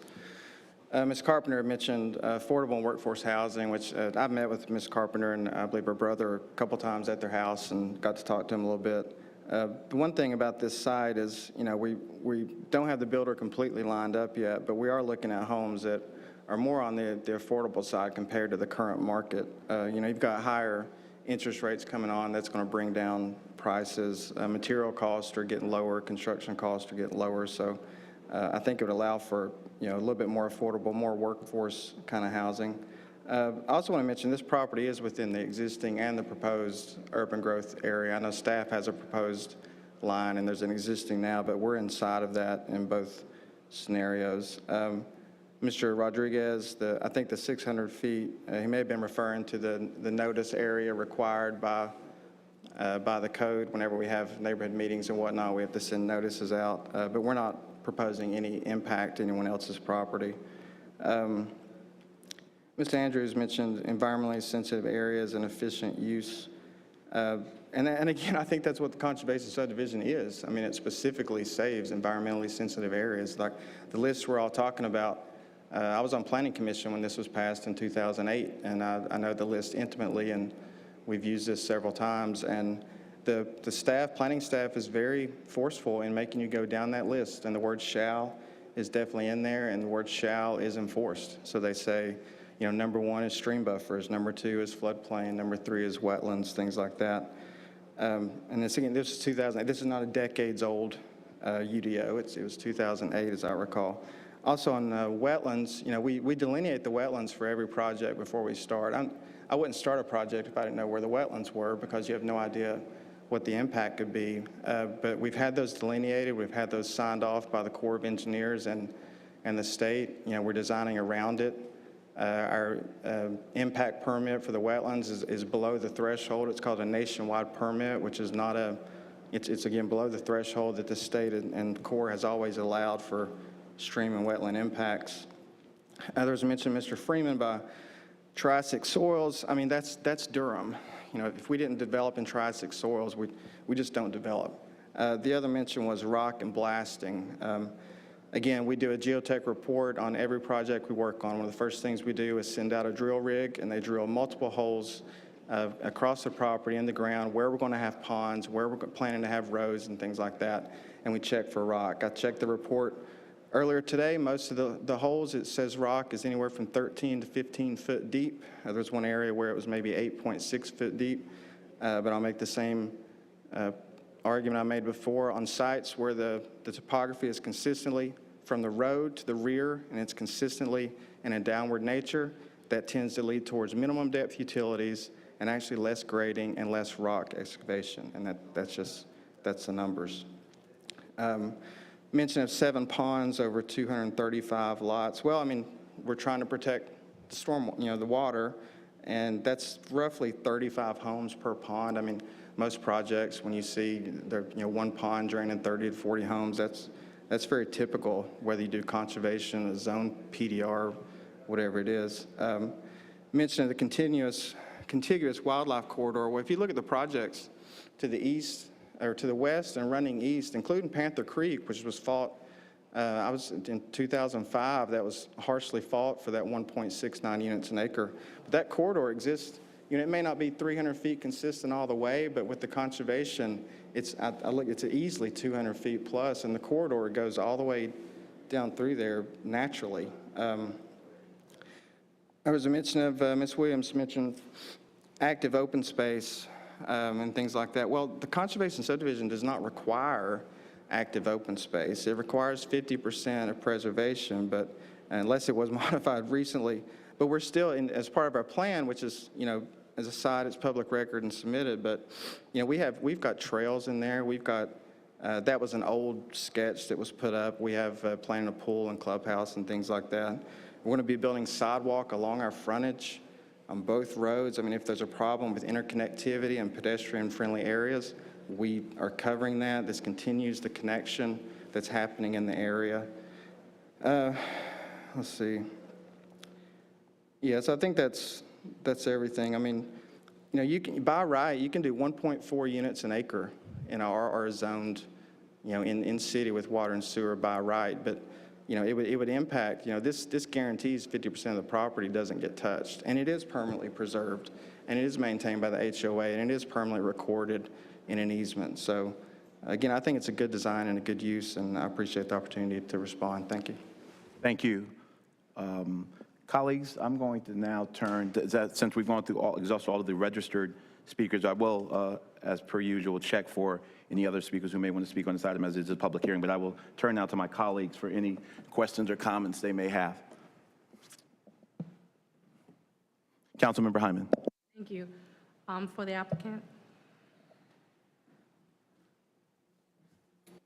So I'm just a little confused on, there were a couple of things that you said that were, well, the residents said that they were not in the plan, but then you said you were thinking about the affordable housing piece and then some other things. Just because I'm kind of confused on what was in the plan and what you're adding to the plan. And Yeah, I appreciate that. So we had multiple neighborhood meetings on this process. I think we had two, maybe three. Again, and I met with several neighbors, walked their property, walked the rear property lines. I didn't mention the 50-foot perimeter buffer that we've got on the plan that's not required anywhere in the code. But yeah, on the affordable, again, it's on rezonings, it's historically been easier to do that. You get more density, and you can afford things like that, and we've got proffers in place to do it. Again, but for this one, I thought it's a great opportunity to find a way to attach affordable to utility extension agreement, which is a good way, a good trend to set, and I think that it would just provide more units. So yeah, and the mention of open space and what's included, I mean, it's there, it's on the current plan. Staff's going to enforce the current plan. Obviously, it's still in review, and it takes time to go through this, but we have all the items that I said that we have. Yeah. thank you. Thank you, Councilmember. Councilmember Freeman. Thank you. I just wanted to hear from Ms. Barefoot again, your explanation of how the conservation district is used. Yeah, so, I hear that you can boil a frog in water if you slowly increase the water till it gets so hot that the frog doesn't know it's dying. And I think that over decades, the development community has worked really hard to convince lawmakers across the nation and elected officials who enforce those laws that the kinds of changes that they are seeking are to accomplish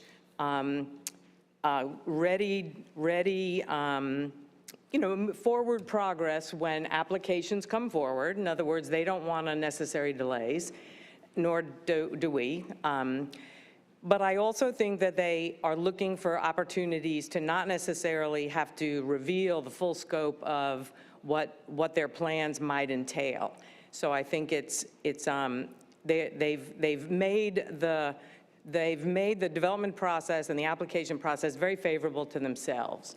And so this conservation subdivision, when I believe, and I have a colleague who is a neighbor and friend who is doing work to research back to the earlier versions of the UDO, I think that the original version of conservation subdivision was intended to be an exception to the rule. In other words, if there was an amazing property that had historic things to preserve, acreage to preserve, wildlife, corridors, agriculture, then the city or the county could give that developer the opportunity to push all the housing together through more concentrated density, and to even use, if they needed, a wastewater septic treatment rather than sewer, which is being offered in this context, but in the context of Mason Farms, which is the appeal that I'm in,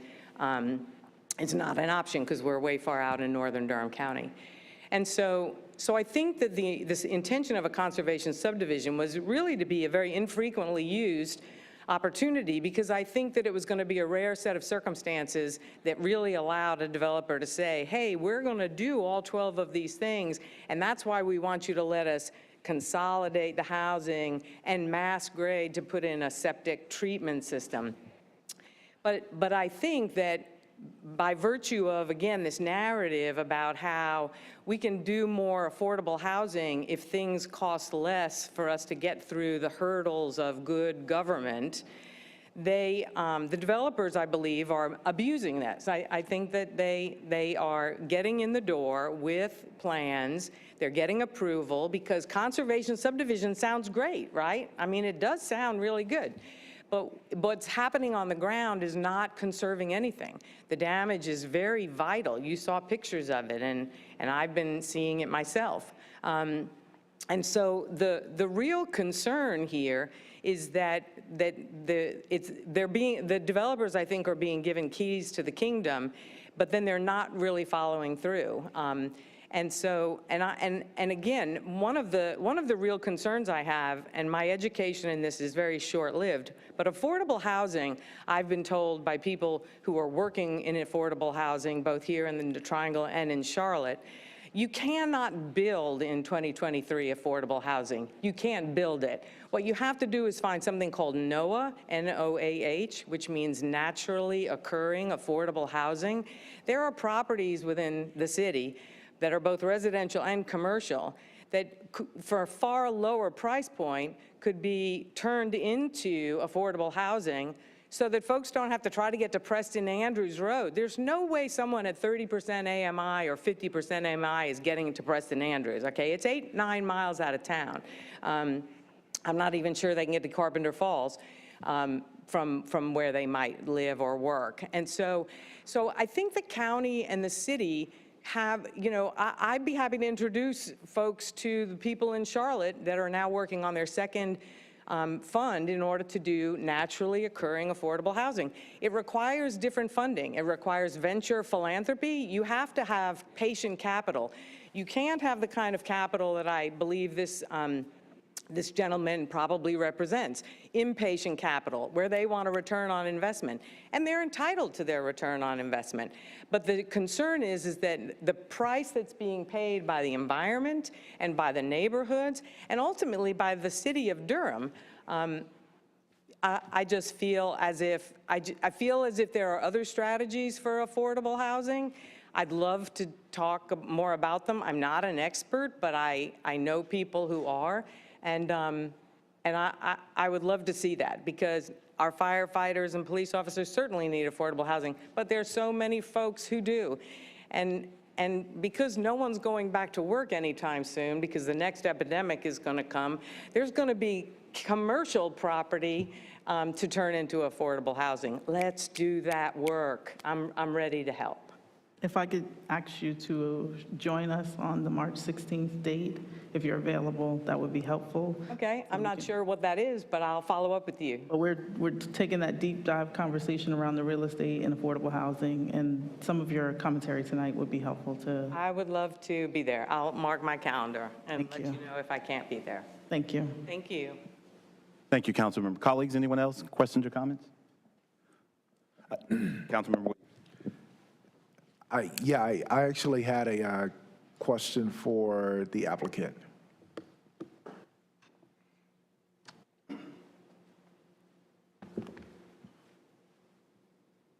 Could you, and I dare not ask you to go inside of your bank account, that's none of my business, but could you help us get a little closer to reality around how financing the things that you've offered, such as the preservation here and the proffers that you stated, how do the numbers work? And I'll give a little context on why I'm asking this question. We've created a culture where we demand very specific things without understanding the specificity of making the project happen.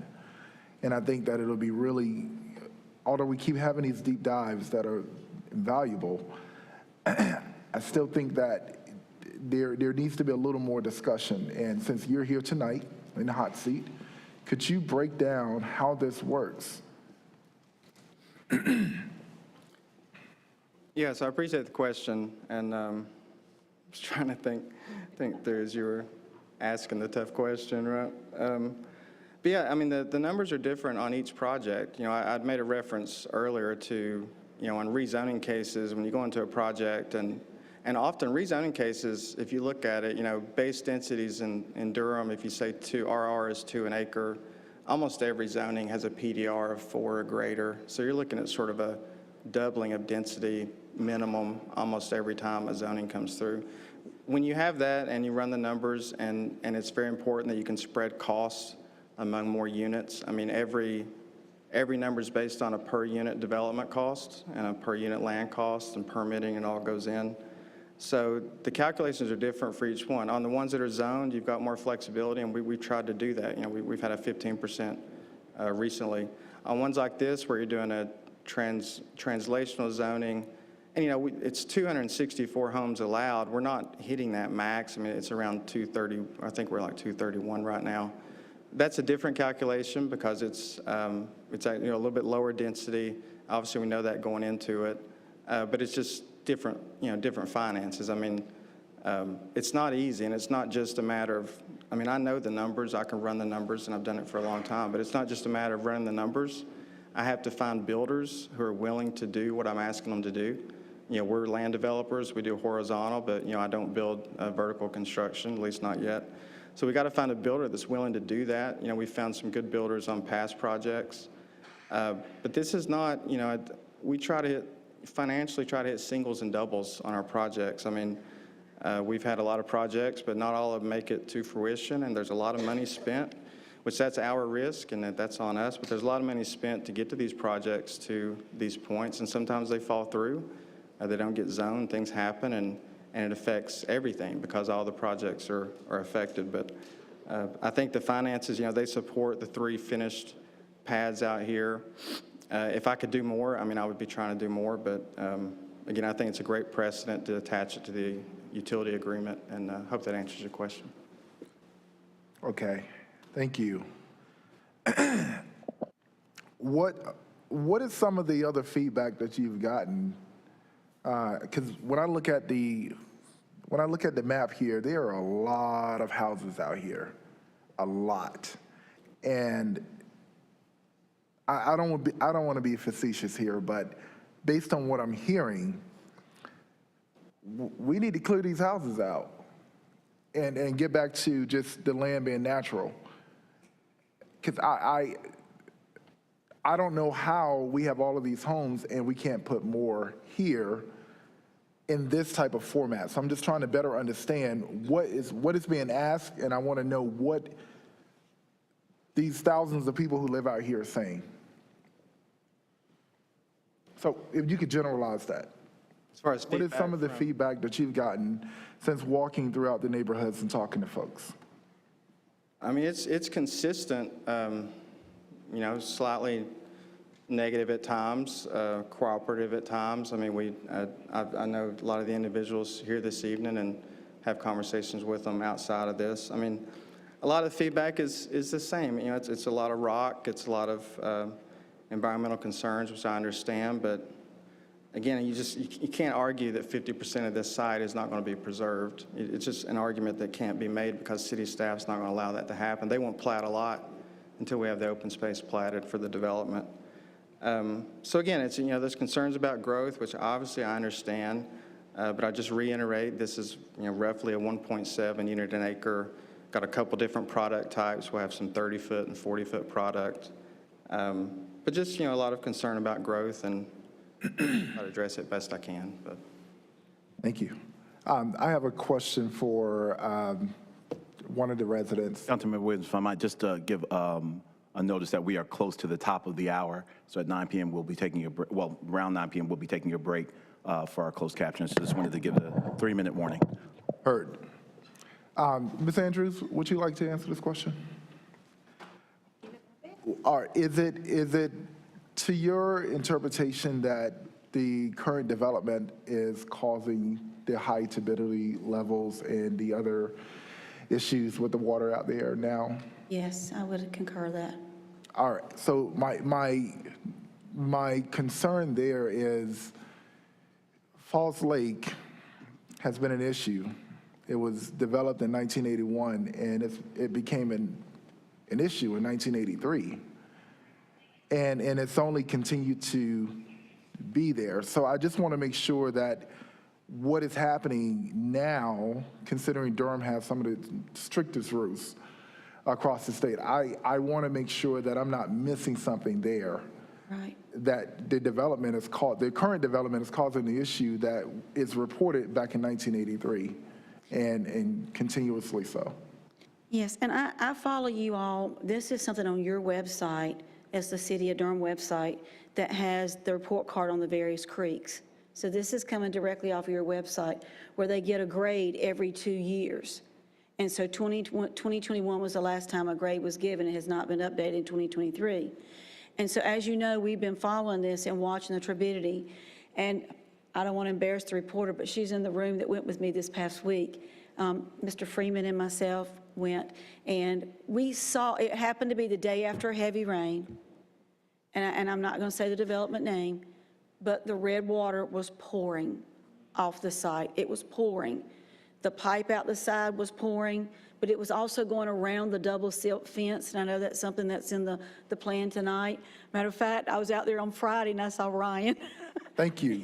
So anyway, so that would be my answer, and I hope that answers it. But Got you. this helps a lot while on your website.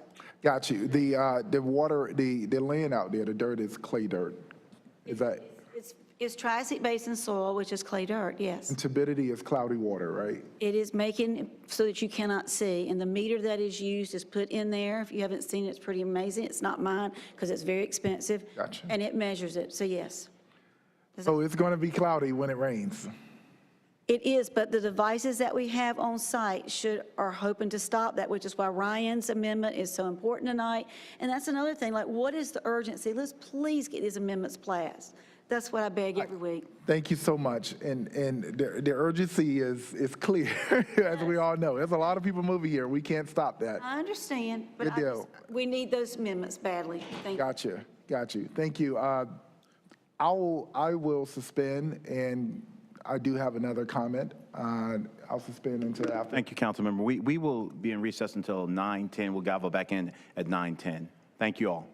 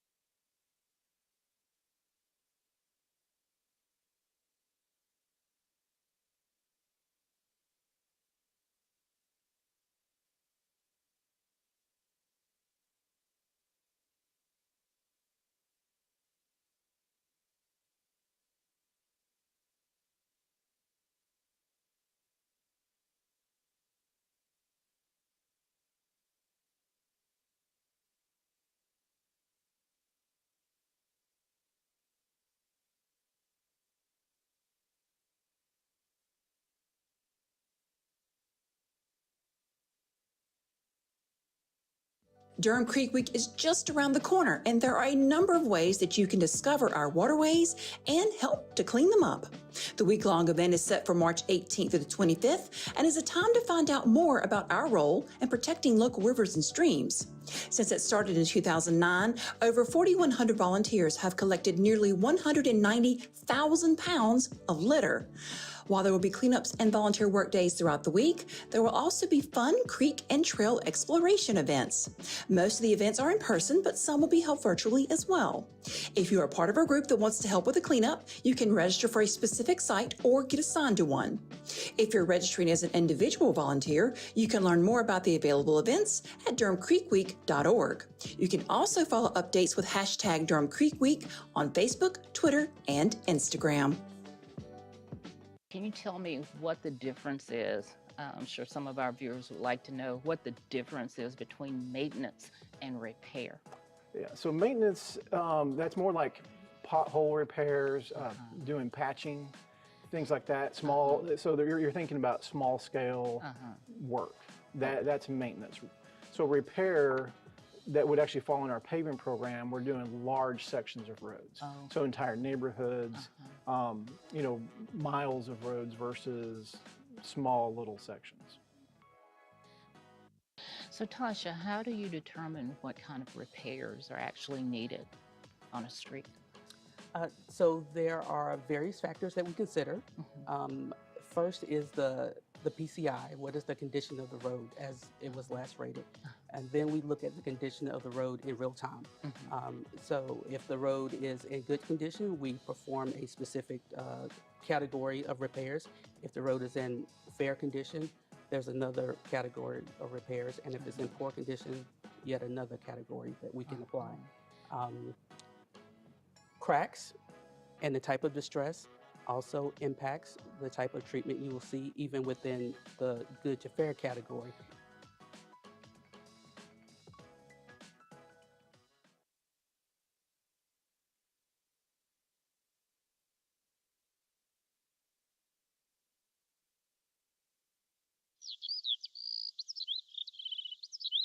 Have you noticed more electric cars on the road recently? They are gaining popularity as more models become available and charging infrastructure continues to expand. Let's discuss some basics of electric driving. There are two types of electric vehicles. Battery electric vehicles are powered solely by an electric motor with rechargeable batteries. Plug-in hybrid electric vehicles are powered by a combination of a gasoline engine and an electric motor with rechargeable batteries. Electric vehicles offer drivers multiple benefits, including fuel and maintenance savings, enhanced vehicle performance, a fun driving experience, and environmental friendliness. There are many types of electric vehicles to choose from, and new models continue to enter the market. For your typical passenger vehicles, there are electric sedans, SUVs, and trucks. For medium and heavy-duty vehicles, there are electric vans, buses, tractor-trailers, and specialty work trucks. And we can't forget about the two-wheel vehicles. Electric motorcycles and bikes are quickly becoming rider favorites. All of these vehicles get their fuel from the electric grid by plugging in to charge.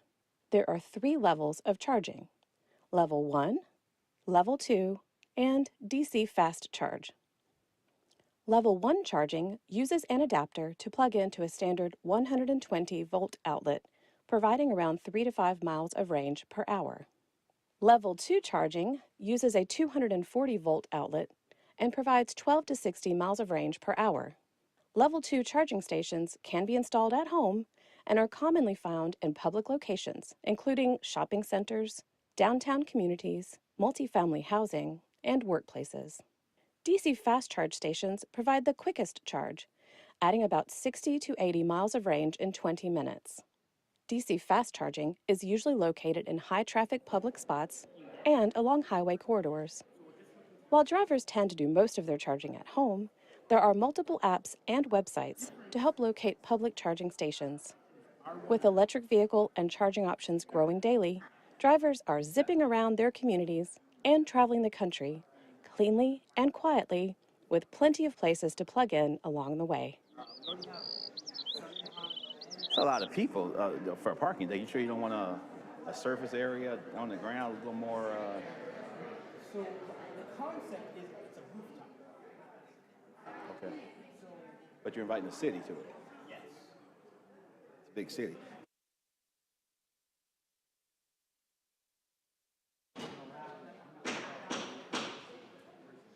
Friends, if you'll come to order, it's 9:10. We're going to get started.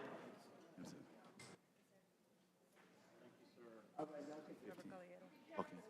Thank you so much. Good to see you. If you come to order, it's 9:10.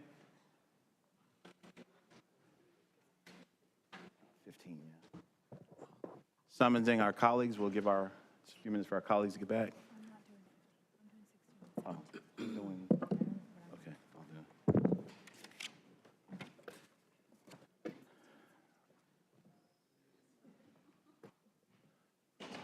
All right, continuing with our public hearing. My thing is acting up. We are continuing our public hearing for item number 14, Consolidated Annexation, Carpenter Falls. Councilmember Williams, I will yield back to you for your, I think you had one final question. I'll just go ahead and make my comments now. I want to firstly thank the residents for coming out tonight. I did notice a number of the speakers tonight alluded to the same slide presentation, which suggests coherence, which suggests organization. So I'll address the bulk of my comments to those who are in organization. Firstly, I want to say, since I've been on the council, colleagues, this is a direct translation. This is almost one of the most perfunctory things we do. It's so perfunctory that the Planning Commission doesn't even take a vote on it. They just pass a resolution because whatever can happen after this vote can happen before it. It'll just be on wells probably as opposed to connected to our city water and sewer. This is almost a layup for us. And I don't think I've ever seen this much opposition to a direct translation vote. Which leads me to my next comment. I think that some of what's going on is the application of one solution to all problems. Everything is looking like a nail in this case. And you know, be it far from me to give tactical or strategic advice, but our responses, I think, should be tailor-made to the item that's before us.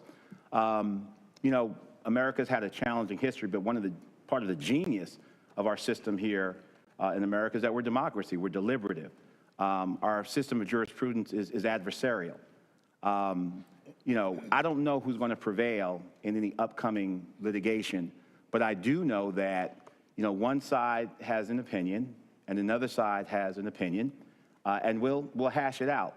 But it is not the purpose, it is not the role of this council tonight to anticipate what's coming down the road or to behave as if what's coming down the road is actualized now. We have to vote on what is before us tonight and as the law exists tonight. The residents of Durham are not liars, and our staff aren't liars. People have different views. That is the genius of the deliberative system. We come with our views and sometimes differing values. We engage in debate. We don't kill each other. We go home, and we preserve our democracy. That's how it's done. You can be wrong and not be a liar about something on both sides.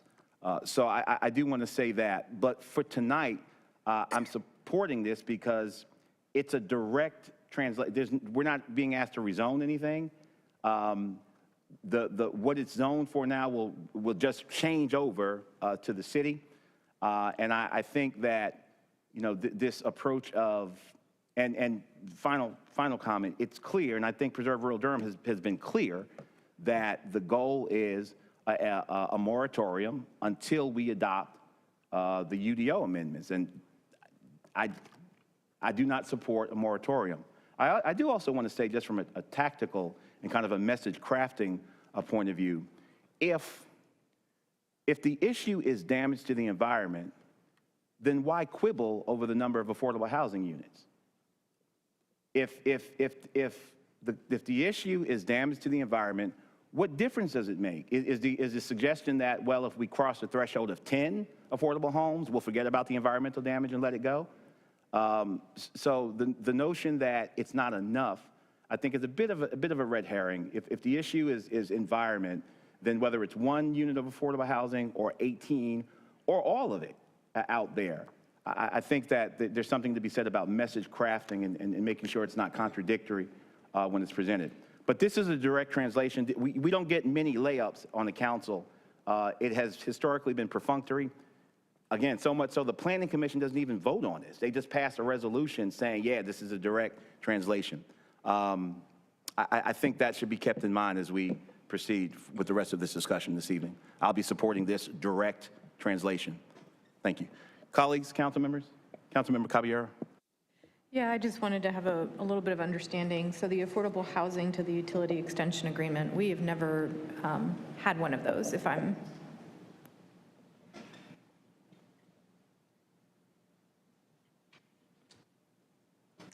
Good evening, Sarah Young with the Planning Department. We've had, I think maybe on one other occasion, a commitment built into a utility extension agreement, so it is possible. The attorney, city attorney has some language, if you all decide to go that route, to amend the first motion in order to capture that and let staff work behind the scenes to make sure that the attorney's office is comfortable with that language afterwards. Thank you. Oh, sorry. Thank you. I will be supporting this. I did actually drive the site earlier today. I went to both sides, both the Burton side and the Carpenter side, walked the property, as I try to do with most of my zoning cases, unless, like later this evening, where it's just one single house. I'm not going to drive that. That's pretty straightforward. But there was a resident earlier curious as to what our knowledge is on the sites, and so just want to be real clear that I drive my zoning sites, and when I'm able to, I walk the property. Sometimes I'm not going to walk in there. Today was interesting. There was lots of leaves. I didn't want to get bit by a snake. It made sense when the developer shared this evening kind of the strategy close to where the industrial park is going near the Walmart, and the density closer to that, and then the lowering of density. I understand why this is a conservation subdivision. I don't particularly want that many single-family homes. I would love more density, but because of the ecological nature of the site, the streams that I saw on the property myself, I understand why this is a good tool. And I appreciate the affordable housing commitment. I appreciate the trails throughout the property that will be open to the public as well, so other folks in part of Durham that doesn't have a lot of these public amenities will be able to utilize that.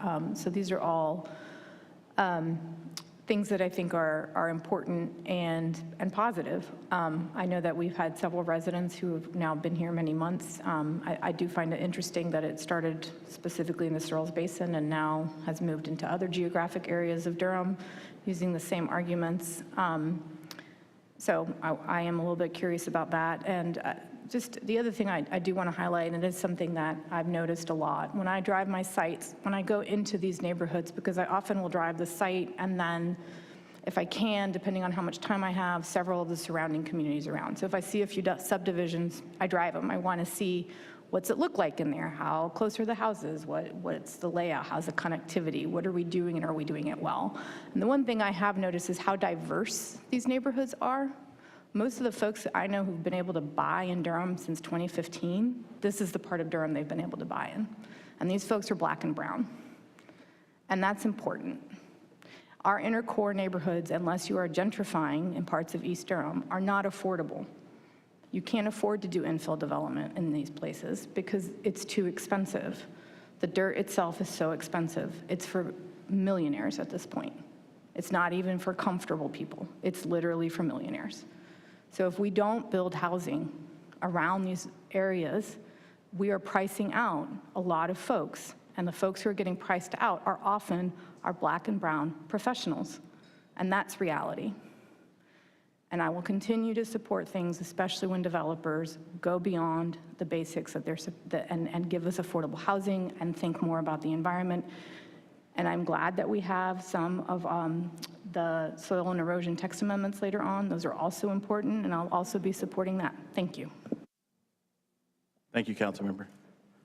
Councilmember Williams, did you want to finish up? Yeah, I'll just finish up. I just wanted to make sure that, because it's often stated when we do have a little debate back and forth that you all as community members, we're putting you on trial, and that's not the case. So I just wanted to make sure that, you know, the exchange is respectful. We may not always agree. I can't remember her name, but she said, I hate your voting record, but I wanted to call and make sure you were fine. And that's just simply being cordial. So you are heard. You're being listened to. But we do have to, you know, make these tough calls. We have to make these tough decisions.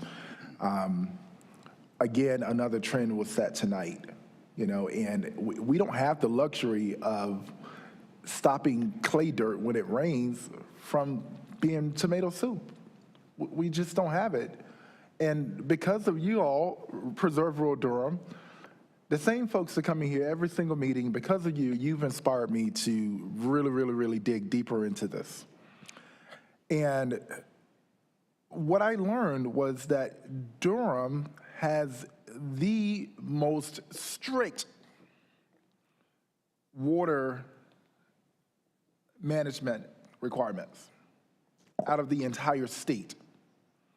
And I honestly don't know, I don't know what else we can do, because we can't control people from moving here. They're gonna go somewhere. And a lot of what doesn't come before us is by right. So people are gonna build, they're gonna grow. But I'll close with this, and this is where I do get frustrated around this. And I know we don't like putting race into it. But when I look at our schools, and I look at how young black boys are performing in our schools, nobody is blowing the school board meetings up about the curriculum or teachers teaching. People are dying every day at a hospital, and nobody's knocking the glass doors down about doctors administering medical care. Now, we may come from two different backgrounds of privilege. We may come from two different worlds, but this is the reality that we share. And the fact of the matter is, there are folks that need a roof over their heads. And developers develop, they build, whether they're a private landowner or whether they're someone that's building on behalf of the other person who does own the land. People build, and those are the folks that do it. We mitigate, and we try to get as much as possible out of them. We try our best without pushing the legal parameters of a quid pro quo. That's why we can't demand it. But if we don't act tonight, something's gonna happen on the land. Something will happen. So we can take action to mitigate the growth, or we can not take action and just make it more difficult to get anything affordable. But we can't say stop building and also use the word affordable in the same sentence. That is impossible. Thank you. Thank you, Council Member. I'm going to declare this public hearing closed. The matter is back before the council. This matter requires 3 motions, but I'm going to check one last time. Do any council members have any questions or comments? All right, motion number 1 to adopt an ordinance annexing Crescent Drive assemblage into this, am I reading the right thing? I'm sorry. This, forgive me, Carpenter Falls, number 14, resubmitting. Motion number 1 to adopt an ordinance annexing Carpenter Falls subdivision into the city of Durham, effective March 31st, 2023, and to authorize the city manager to enter into a utility extension agreement with Eden's Investment, Inc. Pardon me, Mayor Pro Tem. Do you all want to consider the proffers that the developer made this evening? Yes. Does the motion need to reflect those properties? Motion number 1 will then need to be amended. Would you give me the language, please? I will. To adopt an ordinance annexing Carpenter Falls subdivision into the city of Durham effective March 31st, 2023, and to authorize the city manager to enter into a utility extension agreement with Eden's Investment, Inc., with the proviso that Appendix B of the attached UEA will be amended to add language satisfactory to the city attorney, specifying the following proffer that has been offered by the developer this evening: the donation of 3 finished lots to Habitat for Humanity as an affordable housing contribution to the city of Durham. I'll entertain a motion as read. So moved. Second. I hear a motion from Councilmember Williams and a second from Councilmember Caballero. Madam Clerk, would you please open the vote?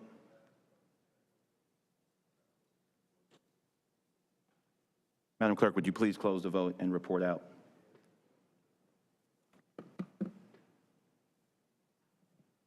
There's a tie.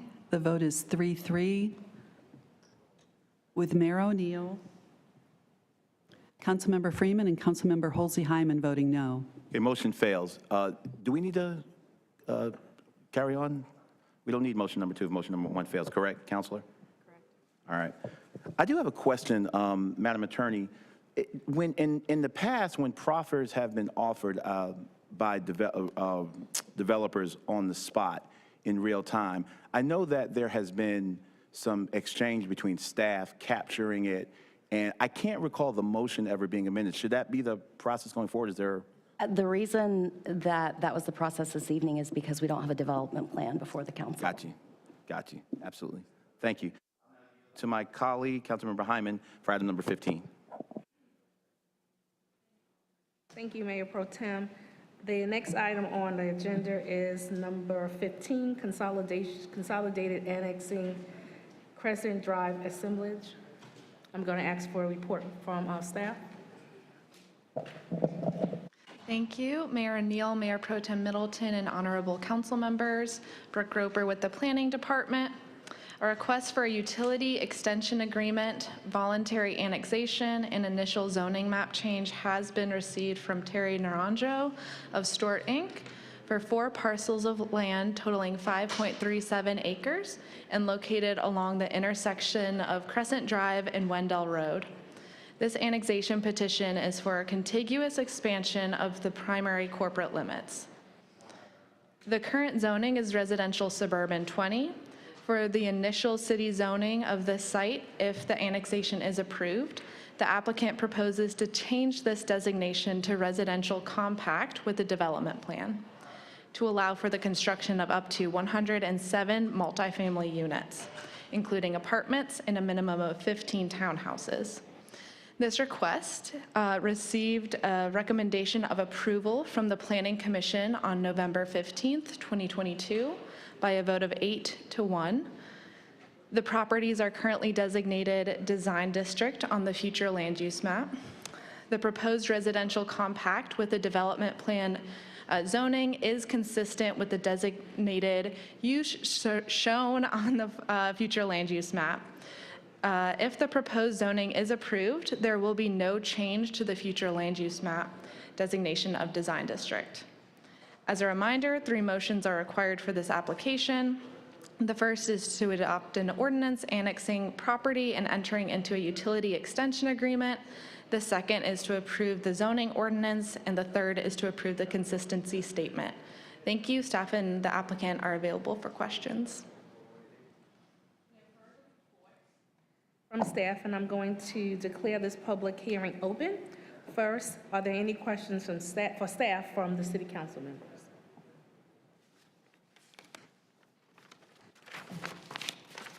Seeing that there is none, I am going to ask the applicant to come forward, and I'm going to ask you, how much time do you think you need? Good evening. I'll be very brief, couple minutes at most. 5 minutes? I'll be less, but that's fine. 5 minutes, thank you.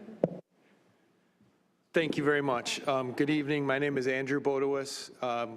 Good evening, Mayor and council members. Appreciate the opportunity to be here tonight. I am with Park Grove Realty, and our project is proposing on the Crescent Drive assemblage 107 multifamily housing units. I think it's a really fantastic location for what we're proposing. As planning staff mentioned, it was approved 8-1 at the Planning Commission and is consistent with the future land use plan, which envisioned multifamily housing on the site. I believe it's a little over 5 acres. It's a perfect location for it because the adjoining land uses are multifamily. There's one multifamily project being built adjacent to it. There's another that's already fully functional. And as you're probably aware, there was recently approved a townhouse for-sale townhouse project that is on the other side of the Wendell Road, which is very close to this site as well.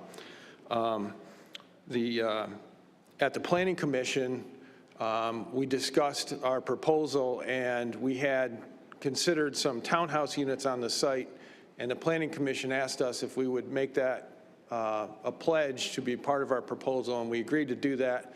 They were asking because they wanted to see a mix of housing types, and so we were pleased to be able to commit to at least 15 of the housing units being townhouse units.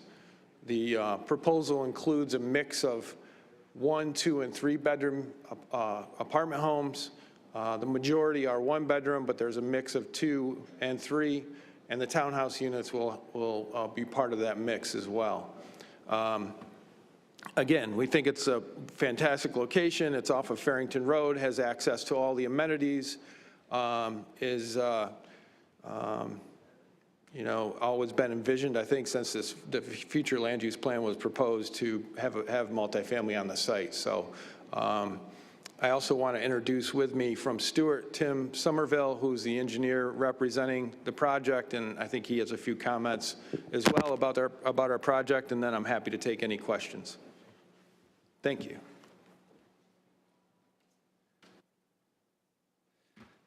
Thank you, Andy, and good evening. I just wanted to point out a few things that are being commitments put on the development plan. Andy mentioned the 15 townhomes to provide the mix of housing types.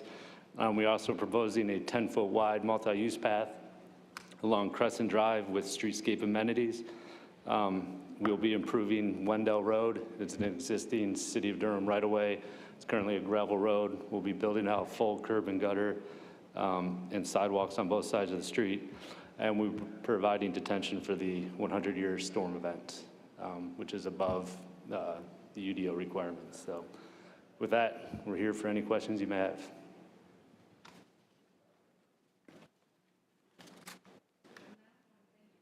Thank you. I'm now going to recognize proponents or opponents for this item. I have 2 cards here in front of me and 2 residents who are online. So if we could first go with the 2 cards. So one card is Tim Somerville, but you use some of the time. Do you need to use more time to, okay. And the other person is Andrew Boys. Oh, okay. Okay, so now we're gonna move to our online residents. John Eden and Eden Taylor. And they didn't say if they were proponents or opponents. Hello? Yes, can you state your name? Yes, and address? my name is Ethan Tyler. I live at 5420 Wendell Road, right down from the proposed site. First off, good evening, Madam Mayor, Mayor Pro Tempore, and the City Council. I want to say first off, I support the building of new housing in Durham, especially here at the intersection 54 and 40. Makes sense. But I have a few reservations with the site as proposed, as well as the development tier we live in. I mean, first off, of course, out the gate, the site is not very environmentally sound. It's as proposed, it's committing only the minimum 5% open space and of course, the maximum 70% impervious surface. The proposed site is at least 68 trees, which would usually qualify as major specimen trees under the development tier, the UDO, but due to the outdated development tier that this is placed in, they can just be ignored. The site has made no commitments to mixed use, to affordable housing, and will increase the traffic in the area, which, I mean, of course, it's going to increase the traffic.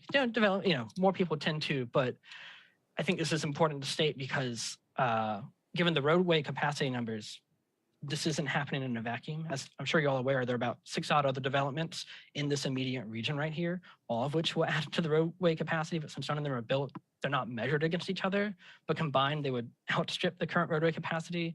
Could I just bring it to say that this development and future developments don't seem to come with any expansion of roadway systems in the area, no new bus routes, no bike routes, which I think would be a good addition for the city and county to think about.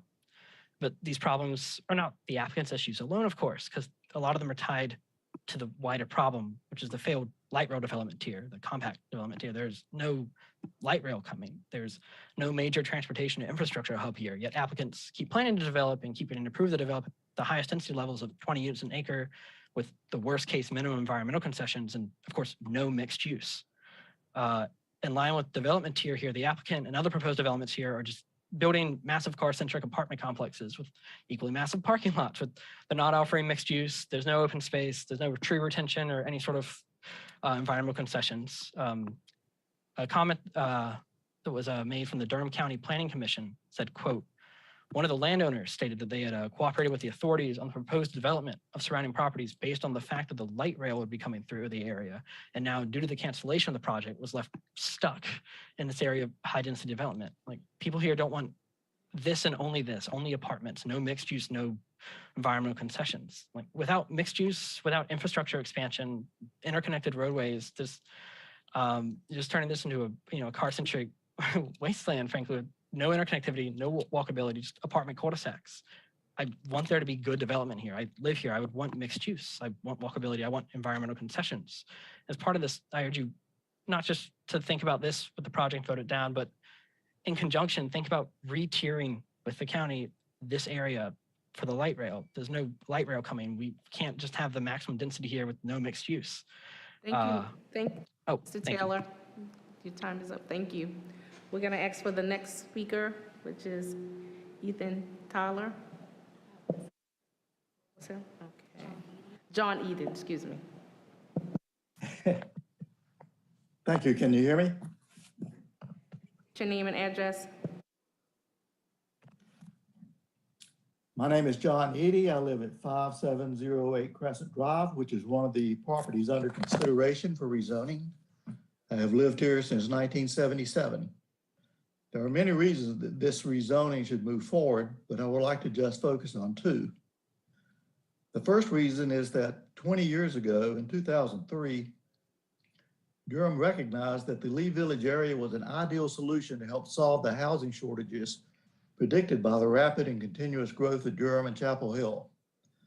The area is a large, mainly undeveloped property, approximately 1.5 miles square, centrally located to the two cities and their universities and to Research Triangle Park, with access to I-40, Highway 54, and 15501.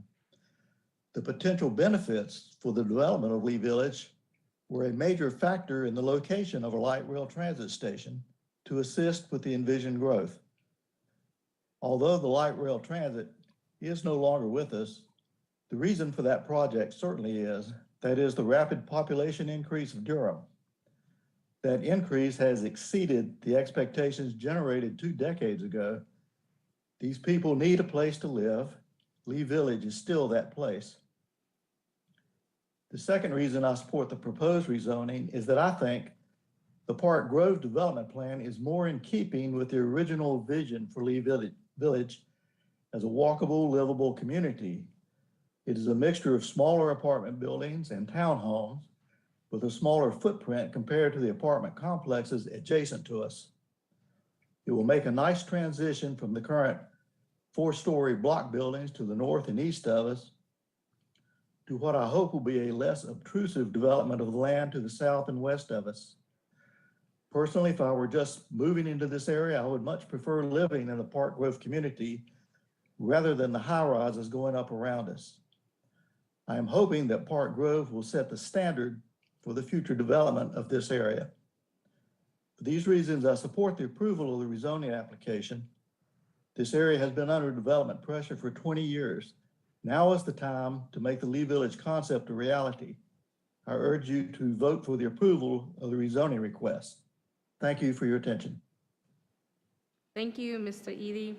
I'm now going to ask if there's any other speakers or opponents for this matter.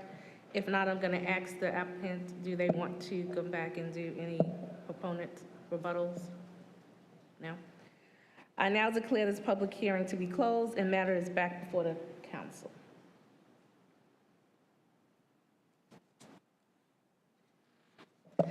No questions? Okay, I am going to ask for, read the motion 1. To adopt an ordinance annexing Crescent Drive Assemblage into the city of Durham effective March 31st, 2023, and to authorize the city manager to enter into a utility extension agreement with PG&C Development South LLC. So moved. Second. So moved by Mayor Pro Tem, second by Councilman Freeman.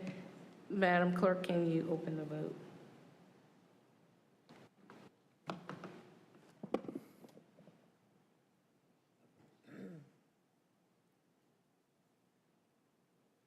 The motion passes 6-0. Thank you. Our second motion to adopt an ordinance amending the Unified Development,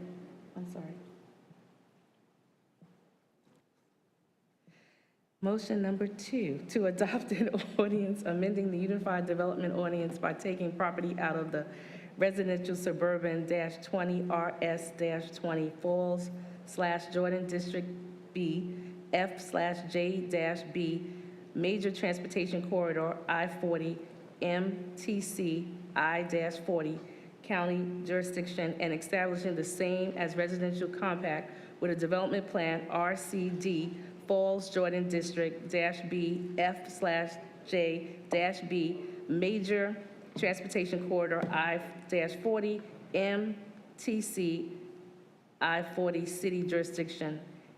So moved. Second. Moved by Mayor Pro Tem and second by Councilman Freeman. Clerk, can you please open the vote? Close the vote.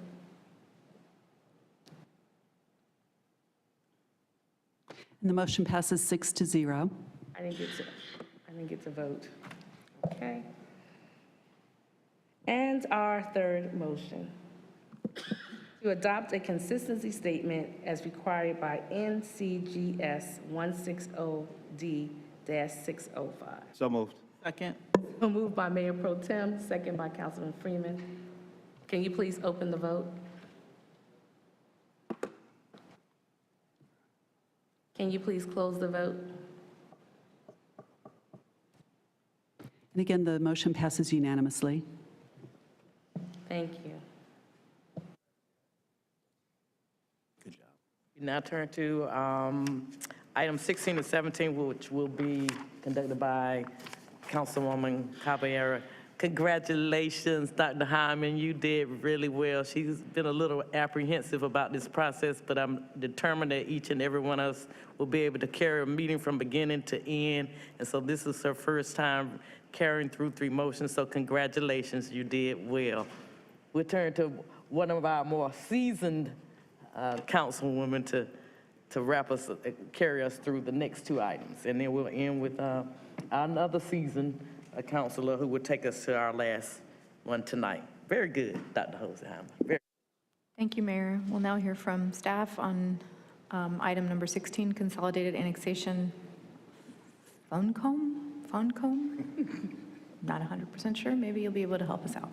I've been saying Fondcombe. Mayor Neal, Mayor Pro Tem Middleton, and honorable council members, Brooke Roper with the Planning Department, still happy to be here with you tonight.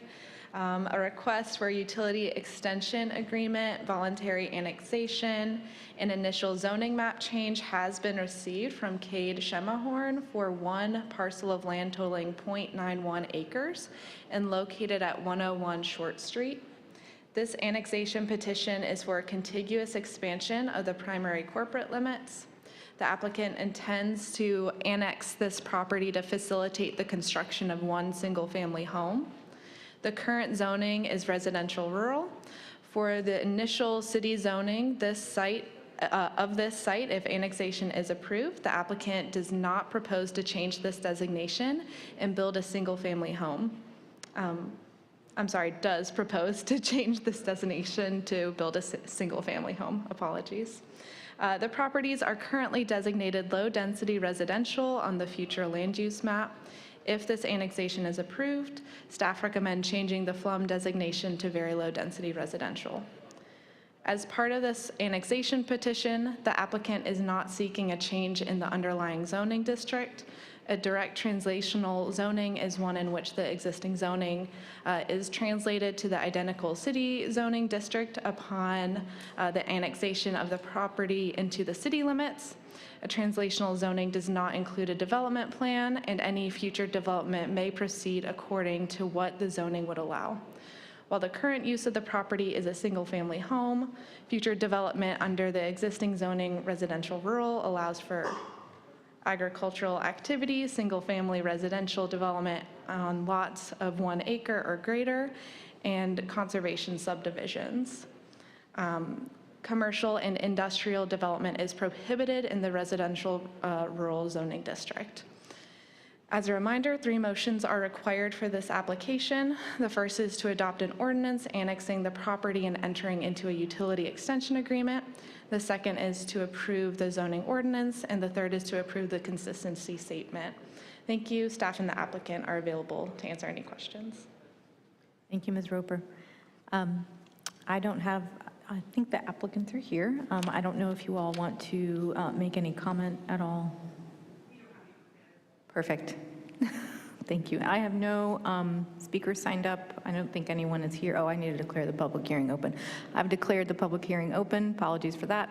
I do not see anyone in the audience who has signed up to speak, and I have no speakers. So I'm going to close the public hearing, and the item is now back before council. Colleagues, I don't know if anyone has any questions or comments. Okay. And I'm going to take us straight to the first motion. The first motion is to adopt an ordinance annexing Fondcombe into the city of Durham effective March 31st, 2023, and to authorize the city manager to enter a utility extension agreement with Kate Schmehorn,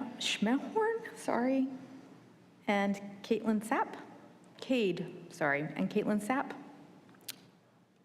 So move. Second. Motion by Councilmember Freeman, seconded by Mayor O'Neill. Madam Clerk, could you please open the vote? Could you please close the vote? Motion passes 6-0. Thank you. The second motion is to adopt an ordinance amending the Unified Development Ordinance by taking property out of the residential rural RR Falls/Jordan District B, F/JB county jurisdiction and establishing the same as residential rural RR Falls/Jordan District B, F/JB city jurisdiction. So move. Second.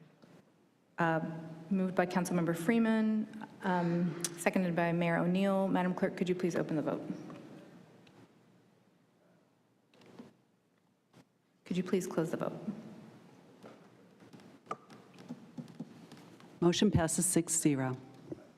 And final motion is to adopt a consistency statement as required by NCGS 160D-605. So move. Second. Moved by Councilmember Freeman, seconded by Councilmember Halsey Hyman. Madam Clerk, could you please open the vote? Could you please close the vote? And the third motion passes 6-0. Thank you. I'm going to keep us moving to item number 17, Consolidated Annexation 4109 Endor Lane. And we'll first hear the staff report. Thank you, Mayor O'Neill, Mayor Pro Tem Middleton, and honorable council members. Brooke Roper with the Planning Department. A request for a utility extension agreement, voluntary annexation, and initial zoning map change has been received from Modesto Hernandez Aguilar for 1 parcel of land totaling 0.48 acres and located at 4109 Endor Lane. This annexation petition is for a non-contiguous expansion of existing corporate limits. The proposed annexation is for 1 parcel of land to connect to water and sewer services for the development of 1 single-family house. As part of this annexation petition, the applicant is not seeking a change in the underlying zoning district. A translational zoning does not include a development plan, and any future development may proceed according to what the zoning would allow. While the current use of the property is undeveloped, future development under the existing zoning of residential suburban 20 allows for up to 2 dwelling units per acre. As a reminder, 3 motions are required for this application. The first is to adopt an ordinance annexing the property and entering into a utility extension agreement. The second is to approve the zoning ordinance, and the third is to approve the consistency statement. Thank you. Staff and the applicant are available for questions. Thank you. I'm going to go ahead and declare this public hearing open. I see that the applicant is here. El aplicante está. No sé si quiere decir algo o no. Okay, muchas gracias. I don't have anyone signed up, either online or see anyone in the crowd, so I'm going to go ahead and declare this public hearing closed. The item is now before council. I doubt anyone has questions or comments. Okay. The first motion that we have before us is to adopt an ordinance annexing 4109 Endor Lane into the city of Durham effective March 31st, 2023, and to authorize the city manager to enter into utility extension agreement with Modesto Hernandez Aguilar and Claudia Arias Romero. Does anyone? So move. Second. Motion from Mayor Pro Tem, seconded by Mayor O'Neill. Madam Clerk, could you please open the vote? Could you please close the vote? The motion passes 6-0. Thank you. The second motion is to adopt an ordinance amending the Unified Development Ordinance by taking property out of the residential suburban -20 RS20 Falls/Jordan District B F/J-B county jurisdiction, establishing the same as residential suburban -20 RS20 Falls-Jordan District B F/J-B city jurisdiction. So moved. Second. Moved by Councilmember Holsey Hyman, seconded by Councilmember Freeman. Madam Clerk, could you please open the vote? Could you please close the vote?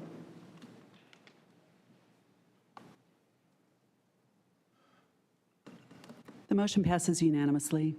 Thank you. And the last motion is to adopt a consistency statement as required by NCGS 160-605. So move. Second. Moved by Councilmember Williams, seconded by Councilmember Holsey Hyman. Madam Clerk, could you please open the vote? Could you please close the vote? And the third motion passes 6-0. Thank you. I think Councilmember Freeman is taking us the next item. Thank you. You did so well. Moving us to the Unified Development Ordinance Text Amendment, Sedimentation and Erosion Control. I'm going to turn it over to our staff. Sarah Young.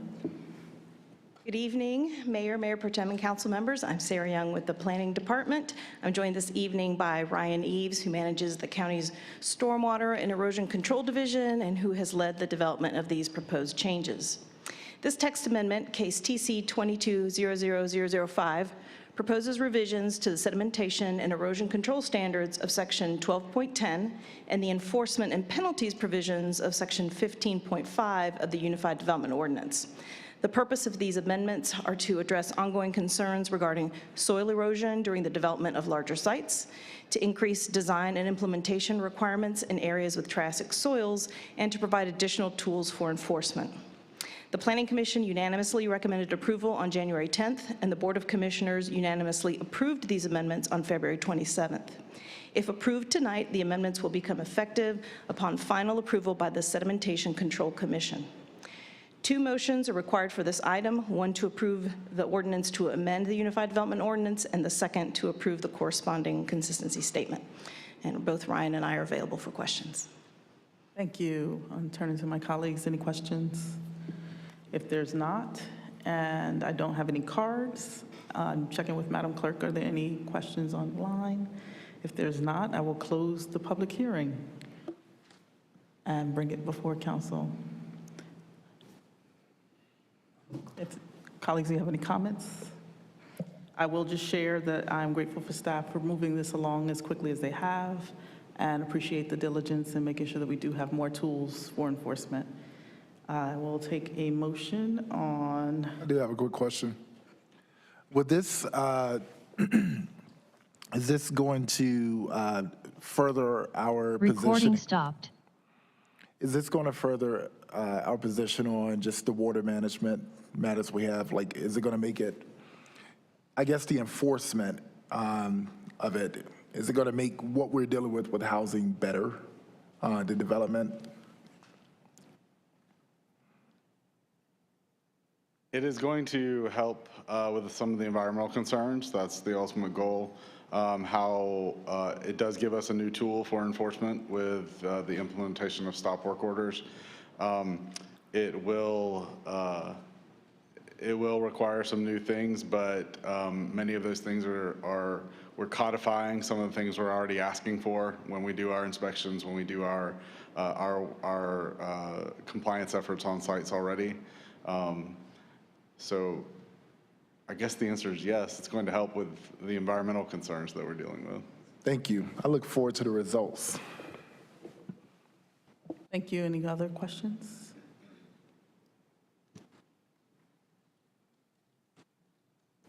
I will take a motion to adopt the ordinance amending the Unified Development Ordinance, incorporating revisions to the Article 12, Infrastructure and Public Improvement, and Article 15, Enforcement, and, why is that? So moved. Second.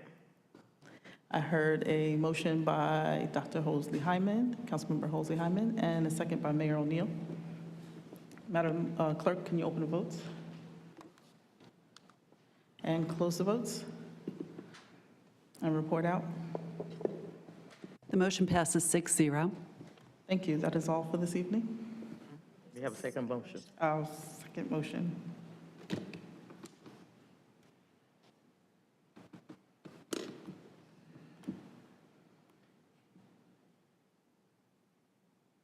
To adopt the appropriate consistency statements as required by NCGS 160D-605. Move. Second. Councilmember heard a first motion by Councilmember Williams and a second by Dr. Hosley Hyman. Madam Clerk, if you could open the votes and close the votes. And the motion passes unanimously. Thank you.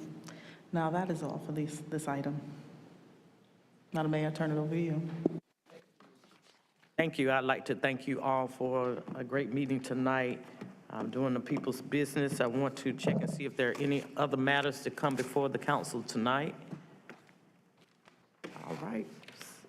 Well, we will stand adjourned at 9:56 on March 6, 2023. Bull City Strong.